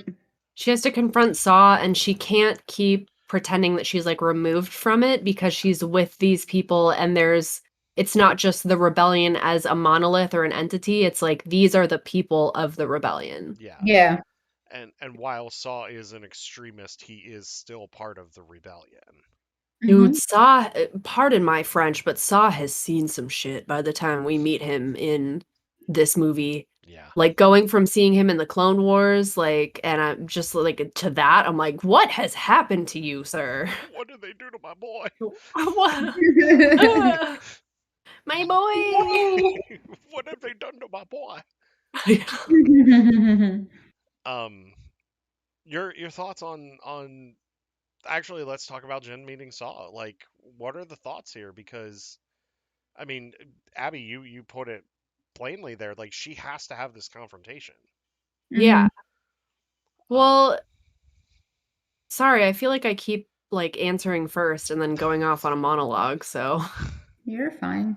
it it, it's like, okay. I will say this. Let me ask this question: is Jin's whole story arc pretty much a come to Jesus moment Yes. yeah, it Yes. for really her is. character? It really Yeah. is. Yeah, And it's interesting that we see Saw find her in her little hidey hole, yeah, after her dad's taken. Yeah. And then it's like what was the breakdown here, and her kind of confronting him and saying like you left me. Like I can understand completely from her point of view the anger Mhm. behind that and the hmm, feeling of like betrayal and abandonment. And I can also understand Saw's point of view. Like, you are the daughter of an imperial scientist. People were starting to talk. This was going to get more and more dangerous on a level even beyond just being part of the hmm, rebellion. You know, I can understand why he basically like stay put yeah, her, hide here, I'll come back for you, and then like not coming back for her. I can completely understand that because this is Yeah. not a game. This yeah, is like life and death. This is the fate of the entire galaxy, and having this girl be part of the rebellion where people know who she is in like not a positive way. I totally get why he left her, because he was A, looking out for her safety, B, looking out for the safety of the people around them. I'm sure there were so many people who were after her, Hmm. and that puts her in danger, him in danger, and everybody with them in danger. Yep. Yeah. And it sucks. It's a crappy choice to have to make, but Yeah. I understand why he did it. Yeah. Jamie. Oh, I mean, I can agree with everything you said. Jin having to confront Saul about everything. I really think it needed to happen. Hmm. Mhm.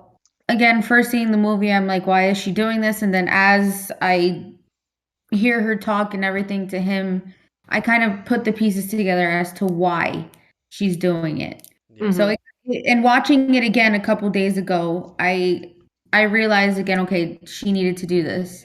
Hmm. Yeah. Own peace of mind and closure and everything. Yeah. And Yeah. then setting out to find her father was like the killing point for me, Hmm. Mhm. because she hadn't seen her father for years, Hmm. and on personal note, I can relate to that, Hmm. Yeah. because as a kid, I didn't have my dad around. And now as an older adult, now he's there Hmm. once in a blue moon, but it's like you can relate to Jin in certain aspects. And the Yeah. same with Cassian and everything and everyone else in the movie. Yeah. They they kind of are like this ragtag group of orphans Mhm. Yeah. that form a family. Yep. By the end of this movie. So I think we handled Jin pretty well here. Yeah. Yeah. Me. Yes. Let's move on to Baze and Chirrut. I think we should talk Uh, about them together because like that's the yeah, only way that we can talk about them, really. truly. Yeah. Yeah. Uh, they're pretty much an old married couple. Literally, one of my notes was they are so in sync, it's actually insane. Yeah. Um, they're finishing each other's sentences. They're feeding off of each other. Mhm. They have this grumpy old man mentality, which I think is Yeah. fantastic. Um, they're pretty much uh, like the scene that I get. The the scene reminds me of it's the scene where Chariot takes out all the stormtroopers, and then Baze takes out all the stormtroopers that are surrounding Chariot, like on Jeddah. Yeah. It reminds me of the scene in Helm's Deep from the Two Towers where Gimli and Legolas are having who can kill the most orcs. Yeah. That's pretty much it. Like, well, I took these guys out, and then Baze is just like, yeah, but I saved your life. Like, Yeah, exactly. Yep. Or like when they're on Edu and he's like, "Are you going alone?" And he's like, "Yeah." And he's like, "Good luck." He's like, "I don't need luck. I have you." And Baze is just like, "Oh my God, fine." Like he just kind of Absolutely. follows him. yeah, Mhm. he is the reluctant tag along at this point. Um, Yeah. I don't want to ask like if there was anything there. I think it was more of like a brotherhood type thing Oh for those yeah. Yeah, two. definitely. You can see that Yeah. there. Um, They were just so bonded, yeah. like in a platonic manner, that it's just like one doesn't exist without the other. Yeah, Yep. which is why you can't talk about each one of them individually when No, it Right. comes to the together. characters of this movie because they are a package deal. Like Mhm. that's who they are. Um, let's talk about this though. Out of the two of them, do you? Well, we knew Baze or we knew Chirrut was force sensitive. Mhm. Like you can clearly see that, like especially when we meet him. Yeah. Mhm. Was Baze or I didn't get the impression that he was. I got the impression that he believed in the Force and that he saw it come to fruition through Chirrut, but I didn't get the impression that Baze was anything more than like a believer in the Force. Yeah, I didn't get that feeling either. yeah, I knew he kind of had to open his mind to it a Mhm. little more, and I think he did that once his friend passed. Yeah. yeah. Is he's kind of like Lor Santeca in a way where he's like a disciple of the Church of the Force. Yeah, basically. Yeah. Um, And you bring up a great point, Jamie. Like he finally opens up to the concept of the Force once we lose Chirrut in this movie. Which it's okay if you cry. It's Oh, okay. I dude. teared up because I'm like, no. I was Um, like, Garrett and because Baze. because Chirrut goes out in the most honorable way possible. Oh, yeah. Um, and Baze goes out in the most honorable way possible as well. And they die fighting together, Yeah. which is the most important thing. Even though they're like 50 yards apart from each other, like at this point, Mhm. because Baze has to leave Chirrut in order to shoot the elite troop or the death troopers. Yeah. But to get to their point of sacrifice, let's talk about their story arc here. Um, they are kind of the comic relief in the movie outside of Hmm. K2SO, Yeah. but they're also outside of Bodhi, they're kind of the soul of this movie. Yeah. Yes. Um, Guardian of the Wills. yeah, but what are your thoughts on their story arc? I'll start with Jamie and then I'll go to Abby. Yeah. Um, their story arc has a lot of importance Hmm. in the movie, Yeah. being that one is force sensitive and the other is not. Hmm. You get to see their path in the movie Hmm. with Cassian and Jin and Bodhi and everyone else, with the rebellion. And it's great to see. Hmm. Now, having someone that's force sensitive out of the two kind of reminds you a little bit of how Anakin and Obi-Wan were Hmm. Hmm. in the prequels. Yeah. And it's great to see that because you kind of look at it as it's like I'm watching Anakin and Obi-Wan all over again. Yeah. Yeah. And it's great to see, and that's what warmed my heart a lot Yeah. Yeah. because I can tell you right now, Anakin Skywalker, if you haven't noticed, is one of my favorite characters out of the whole Star Wars trilogy and everything. Hmm. Especially Yeah. when he turned into Vader, but that's okay. Yeah.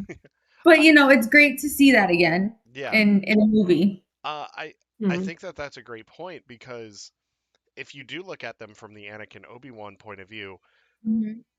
Chirrut is definitely the Obi-Wan Kenobi of this movie, and Yep. Baze is definitely the Anakin The Skywalker, Anakin. the one to Mhm. Hmm. just go in guns blazing. I'm Yeah. Yeah. not gonna ask any questions and just wreck shit. Pardon my Mhm. language, but Abby, go ahead. Yeah, they very much have a brotherly bond. They are equal and opposite to each other, you know. Chirrut is the calm, like trust in the force, like let's figure it out. And like you said, Baze is guns blazing, shoot first, ask questions later, but Yeah. they balance each other and they kind of rein each other in the way that needs to be reined Hmm.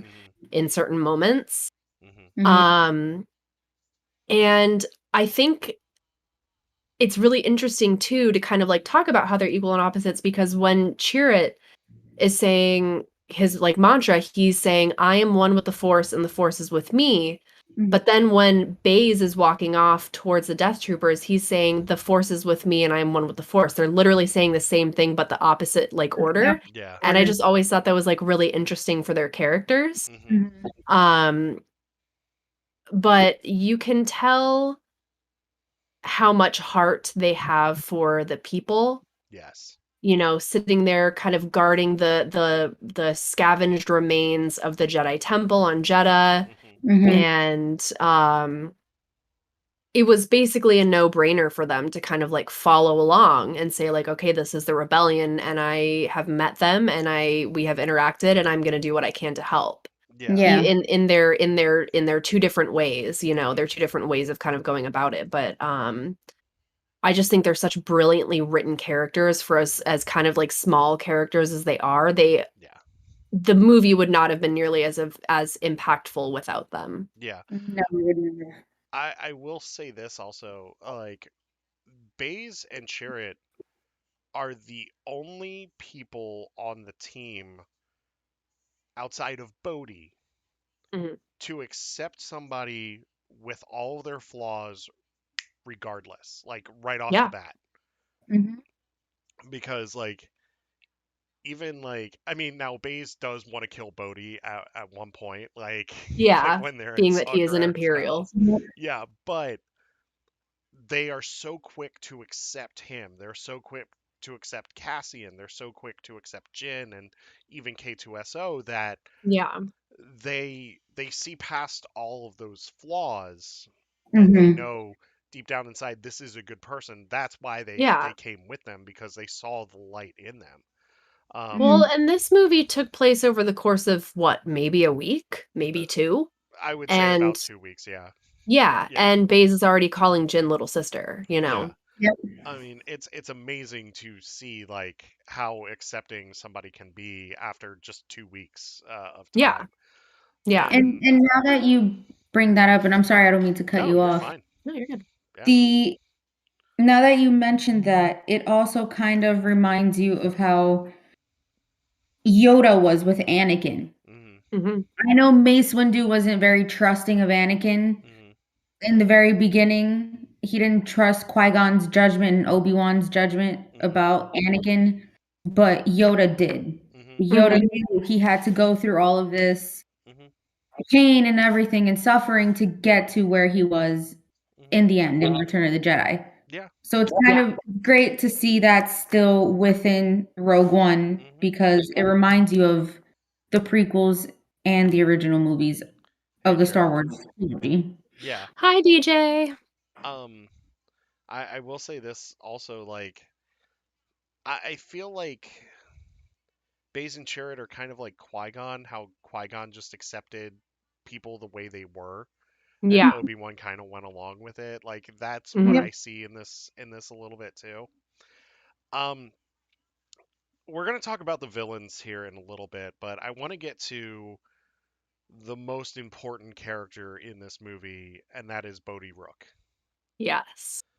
Mhm. I know a lot of people say that it's Jin or it's Cassian or Baze or Chirrut. No, it's Bodhi, because It's without Yeah. Bodhi. Bodhi, this movie doesn't happen. The Mhm. message never gets out there. They never make it past, certain obstacles. Like, Yeah. I love Bodhi's character so much. Well, DJ, you missed us talking about the High Republic as usual. You missed us ranting about Star Cruiser, Hmm. and now we're talking about Rogue One. Yeah. Yeah. Breaking down characters. Yes. Yep. Um, if this is like an Avengers-esque movie, Bodhi Rook is the Phil Coulson Yeah. in this Yes. movie, Mhm.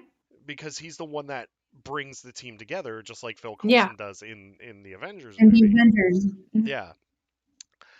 Um, you're right. Without Bodhi, the message doesn't get out. Without Yeah. Bodhi, Galen's Jin never sees Galen's holo transmission. Mhm. Um, and Jin never is able to convince Admiral Raddus to get on his ship and go to Scarif. Yeah. Mhm. It's the pilot. He got the plans and the location of where it is. Yeah, Hmm. Yep. it's exactly like he is the most important character in this movie. And I was that what you were thinking, Abby? Oh, yeah. No, I Yeah, knew you were going to say Bodhi. yeah, Um, because he obviously defects yeah. at the behest of Galen, and he gets he walks into unknown territory with Saw Gerrera, who is just man's is hanging on by a thread at this point. Like Yes. he is just like, you can see like how much this war has like impacted him. He just doesn't trust anybody, like he's an Yep. extremist, blah blah blah. But without Bodhi like willfully walking into the proverbial lion's den with Saw Hmm. Gerrera, that's the catalyst to the entire events of Rogue One. Yeah. And even I'm so sorry. Like, I don't know why, but it makes me, the whole Bor Gullet thing makes me laugh, because just Saw being like, oh, Bor Gullet, and you're like, what the heck is a Bor Gullet? Like, and it's like a 30-second scene, but just like, give him to the Bor Gullet, and Bodhi's like, all right, well, I'm gonna die here. So this has been fun. I Um, I do that to my wife. I'll just like I'll randomly just be like, "Poor gullet." Poor Gullet! More Gullet! He can see your mind, but he makes you lose your mind, and I am okay with that. Yeah, Now I'm gonna suck on my gas yeah, mask, like, I think Saw has had some nights with the Boar Gullet that we're probably yeah, not going to yeah, talk about. yeah, Um, right. So that's for another yeah, That's for after the another another day. time. Converse. Yeah, the whole Borgullet thing just Yeah. kills me. I think it's so funny. But DJ's DJ, real quick, I just want to say this from DJ. Without Bodhi, the rebellion would have got wiped. Absolutely. yeah, Yeah, 100%. yeah, Yeah. yeah. Um Go ahead. Sorry. Also, I just think that Riz Ahmed's really attractive with a man bun, so that also didn't hurt my love of the character, but, there's Yeah. that. I mean, you're not wrong. No. Yeah, I mean, Bodhi's a pretty So man, tell me, how do but, you feel? hmm. Um, but yeah, Go ahead. he is literally the catalyst to the entire story, and like you said, he brought the team together. Without him defecting, nothing happens. Hmm. They Yeah. never get the plans for the Death Star. Yeah, and he even came up with a call sign for the team too. Uh, Rogue. Rogue One. Okay, bye. And they're like, no, stop. like he's just Mhm. eyeballing Jin like the entire time, and Jim's like, "We gotta go, we gotta Yeah, he's like, go." come on, come on, come Hurry on, it up go. here. Yeah. Yeah. Your thoughts on Bodhi Rook, Jamie? Oh, I can say the dude has some comedy in this movie as well. Yeah. Yeah. He has his moments of vulnerability. Hmm.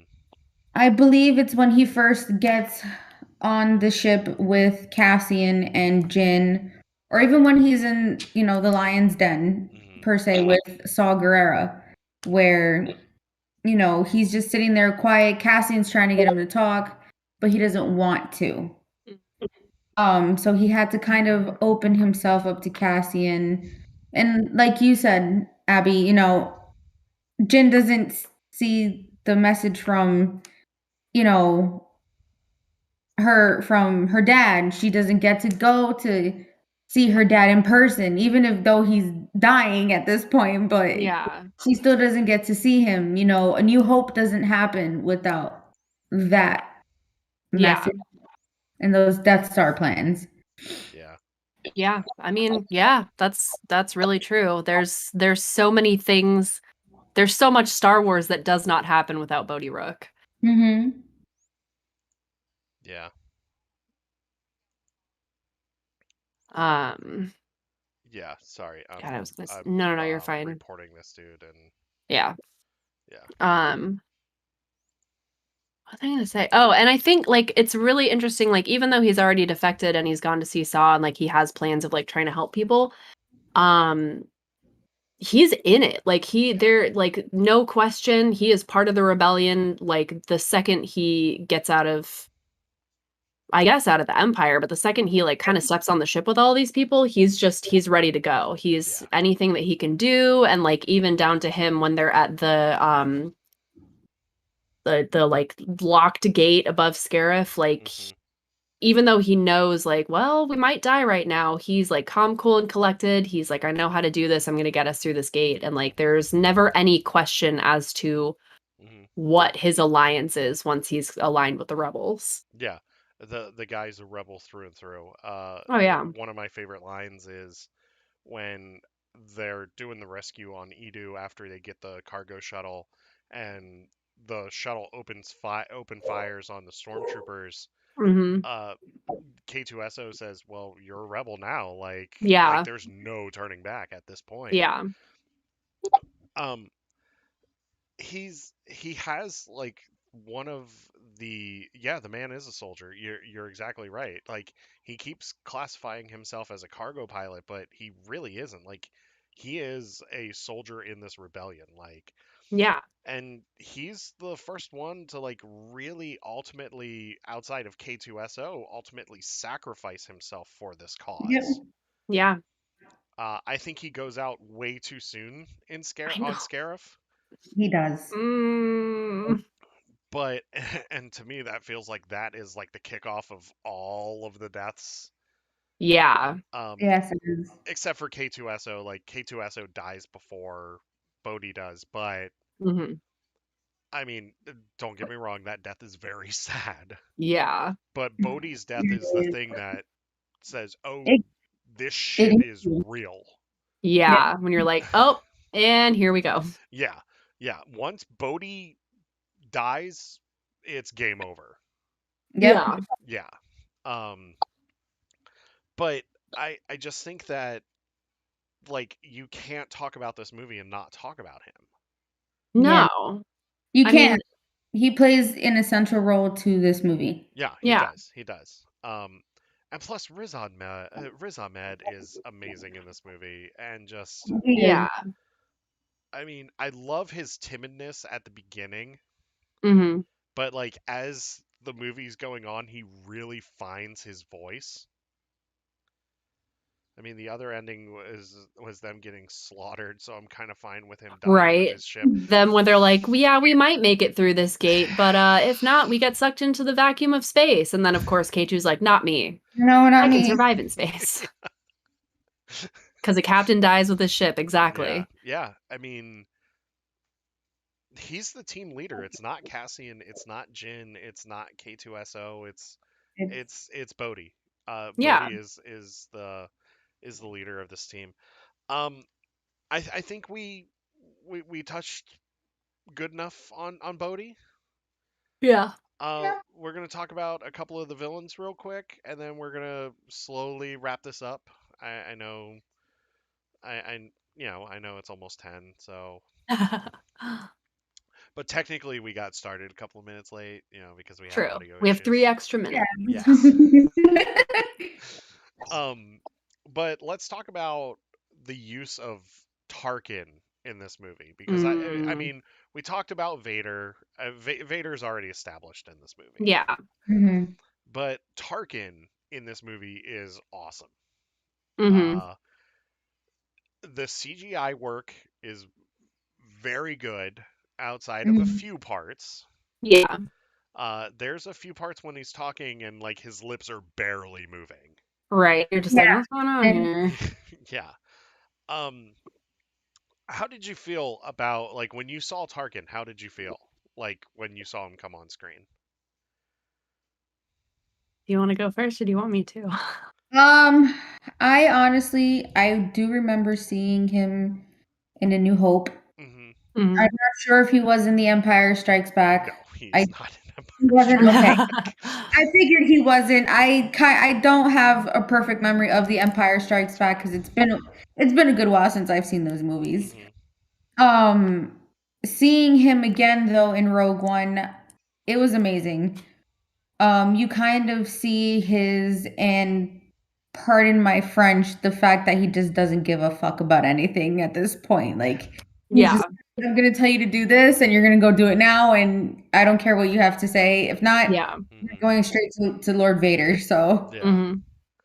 and I think that's where the others kind of walk in with their tail in between their Hmm. legs, because they know, okay, we don't follow Tarkin's Yeah. orders.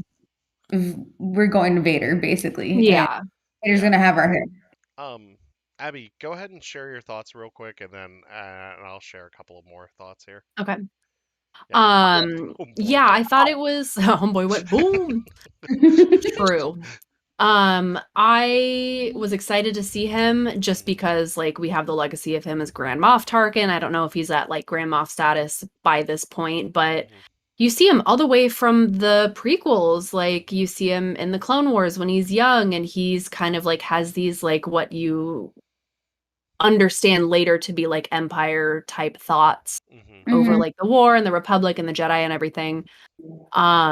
And like you said, he's so like, you do this or I wreck you. Hmm. And then to have him turn on Krennic and be like, it's beautiful, it's brilliant, I was wrong, it's mine now. Hmm. Like, I'm taking over this. This is all for my glory. This is not anything to do with the war or politics. Like, Nope. Tarkin is very much in it for his own inflated sense of ego. Hmm. Mhm. And he thrives off of making other people understand that he is unquestionable. Hmm. Yep. Um, yeah, I just thought it was really brilliant the way that they had him in this Yeah. movie.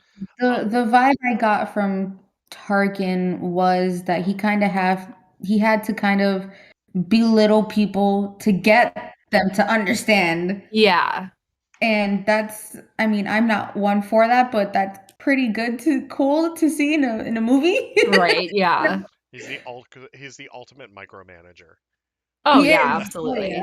Oh yeah. Um, I just before I share my thought real quick, DJ says Tarkin CGI got better as the movie was going. Yes, it does. Mhm. It definitely does get better as the Yeah. movie goes along. My thing with Tarkin is there are only, I want to say, two people to ever really stand up to him: Mhm. Krennic and Vader. Yeah. That's it. Yep. And we all saw what happened with Krennic. Yeah. Vader outlives Tarkin, not by Mhm. much, but he outlives Tarkin. Yeah. Mhm. But those are the only two that are outside of the Emperor, and I would say Thrawn, Mhm. and now Rampart because of the Bad Batch, Yeah. are his equal. Yeah.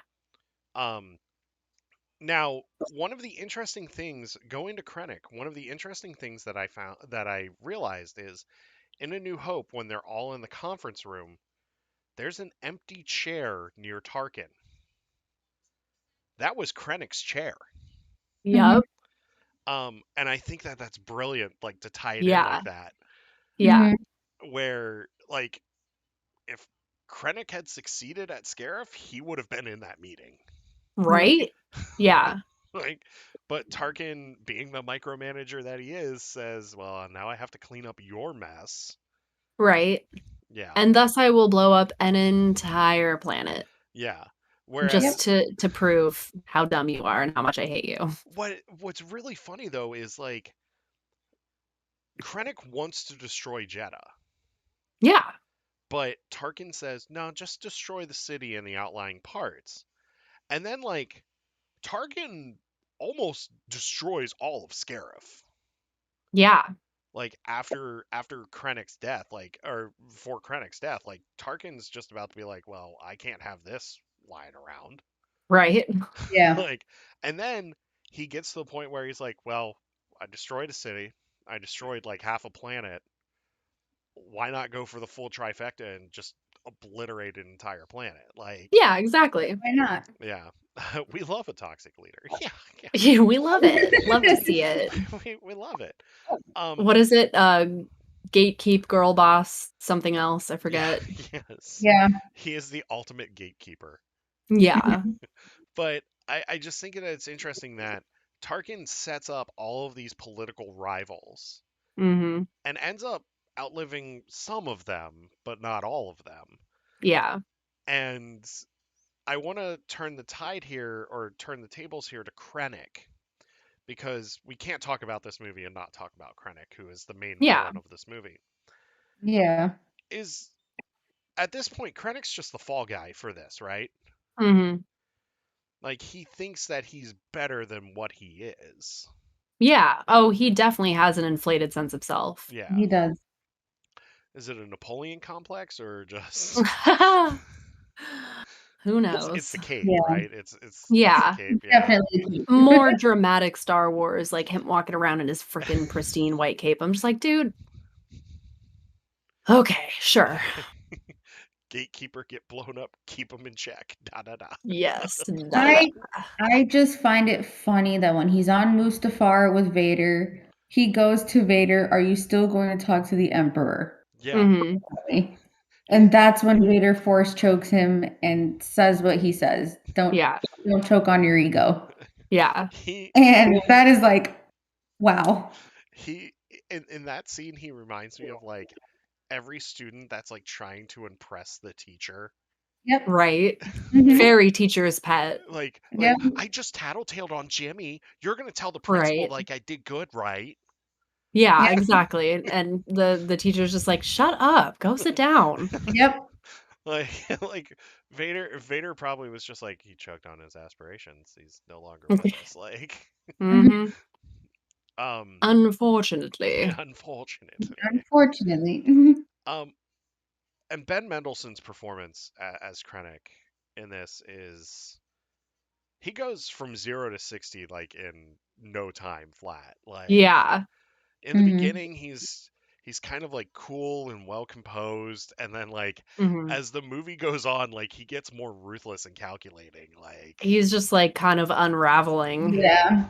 because like Tarkin is so under his skin, Hmm. whereas Tarkin's just like, get this Like, chip off my shoulder. Like I right. don't care. Like Yeah. um, we don't need to talk about Vader. Yeah. I Vader's, mean, we know Point. about Vader. he We all know about a Vader. Yeah. pardon my language, he fucks up an entire group of rebels. He does. Dude, that scene is freaking iconic. And I remember being like, Yeah. It's so like when funny it happened. because I remember after seeing that movie, a few years later, I come across a picture of that exact scene, and it is now my Discord banner. Yes. I love that. Um, I remember sitting in the theater during that scene, and I was like, "Oh, this is gonna be awesome!" Like, as soon Right. as Mhm. you see the lightsaber ignite, I was like, "This is that Anakin Skywalker." Like, 'Cause I'm gonna do some damage. all you hear is him breathing through the mask, Yes. Hmm. and the saber turns on. Yeah. And it's like there's Vader, but also there's Anakin inside. Hmm. Right. And I it's just And remember sitting next to Rob and we were both like, yeah. yep, what? My it was really funny. Like my wife and I were sitting with our friends, and like we all like had the shared armrests because like we were in like the XD theater that has like the really Yeah. nice seats, right? And like my wife like had a death grip on my arm with like her nails like digging into my arm, and then like I ouch. had a death grip on my hand on my friend's arm, and like he had a Yeah. death grip on like his like it Like, just went down the Yeah, line. yeah. We're all just looking at each other like jaws dropped. And the scene where he picks the guy up, keeps him on the ceiling, and then slices the dude in half. Yeah. I was like, that's some Anakin Skywalker stuff right there. Hmm. yep, yep. Yep. That that whole scene is all something Anakin Skywalker would do. Yeah. That Flair whole for the dramatic, those Skywalker Hmm. boys. They really do. I Um, mean, you kind of wonder where Luke gets it now. Yeah, well, right? Hmm. and that's uh oh DJ, that would have been awesome if like the Imperial March had played during the slaughter. Yeah. Right. That would have Um, been great. I will say this before we wrap up though. I think it's interesting. Vader gets a hallway scene in 2016, right? Hmm. Luke gets a hallway scene last year in the Mandalorian finale. And I think it's great, like father like son, because it's almost Right. beat for beat the same scene. Yeah. Mhm. No, absolutely. And like it just And justifies it more. it's funny now that you bring up that scene from The Mandalorian. I remember sitting in bed watching the scene with my ex, and we were just there like this on the bed, like, what's gonna happen? Yeah. Who's gonna Yeah. win right now? Is it Ahsoka? Is it Luke? Who Yeah. is it? My, As soon as you see the green saber turn on, I'm like, Like, there he is. yeah. There's Luke. my money was on Ezra because Ezra does have a green saber. Mm. Okay. I Fair. kept thinking I was like it's going to be Ezra. Apparently they told the actors it was going to be Plo Koon, and I was like, Oh, that would have been amazing. right. That would have been I great. love Plo Koon I so do love much. Plo Koon. I hope the Cassian show has us get attached to the cast and slaughter them at the end. I DJ, mean, we already know what's happening to them. Yeah. I Like, think the body count in Cassian is going to be high. I, yeah. if we Yeah. think Book of Boba Fett's going to be violent, I think this is going to be just as violent. Hmm. Um, Yeah. I mean, you also got to wonder about the show about Obi-Wan that's coming out. yeah, Yeah. I don't think But that one will be as violent. I yeah, I think don't that's going to think be it'll more be too exposition good. than anything Yeah, else. yeah. It's going to be Obi-Wan narrating his day of like Right. drinking blue milk And and stuff. today I played in the sand again. I played I Smosh just want by to see another. myself. I Yeah. just want to see another Obi-Wan and Anakin lightsaber fight again. We're gonna Yeah. get that. We're Oh yeah. yeah. They've already said we're getting that in the show. Yeah. That's definitely something that has to happen. They have to Yeah. have another fight. Um. Any other thoughts on Rogue One before we wrap up? It's an amazing movie. Whoever hasn't Yeah. seen it, I highly recommend watching it. It's brilliant. Yes, I just have two more things that I want to say, and then we'll wrap things up. And you can weigh in on these two things. Number one, the score by Michael Giacchino in this movie is top notch. Mm-hmm. Yes. Finding a way to use those Star Wars themes that we've had, and then Mm-hmm. just creating a new soundtrack for this movie, Yep. is great. And it's like listening to it now, like it's very tragic. Like as you go Yeah. through it, like there aren't many upbeat moments like in that soundtrack. Mm-mm. Number two, Gareth Edwards, give him another Star Wars movie and make it like another war movie because Mm-hmm. Seriously. this movie is friggin' beautiful.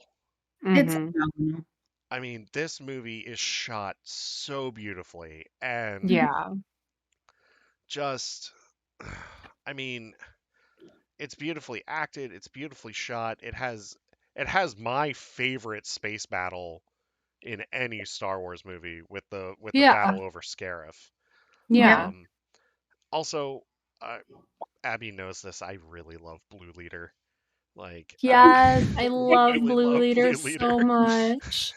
I want Antok Merrick to show up in that Cassian Andor show. Like, Yeah. I need that. Seriously.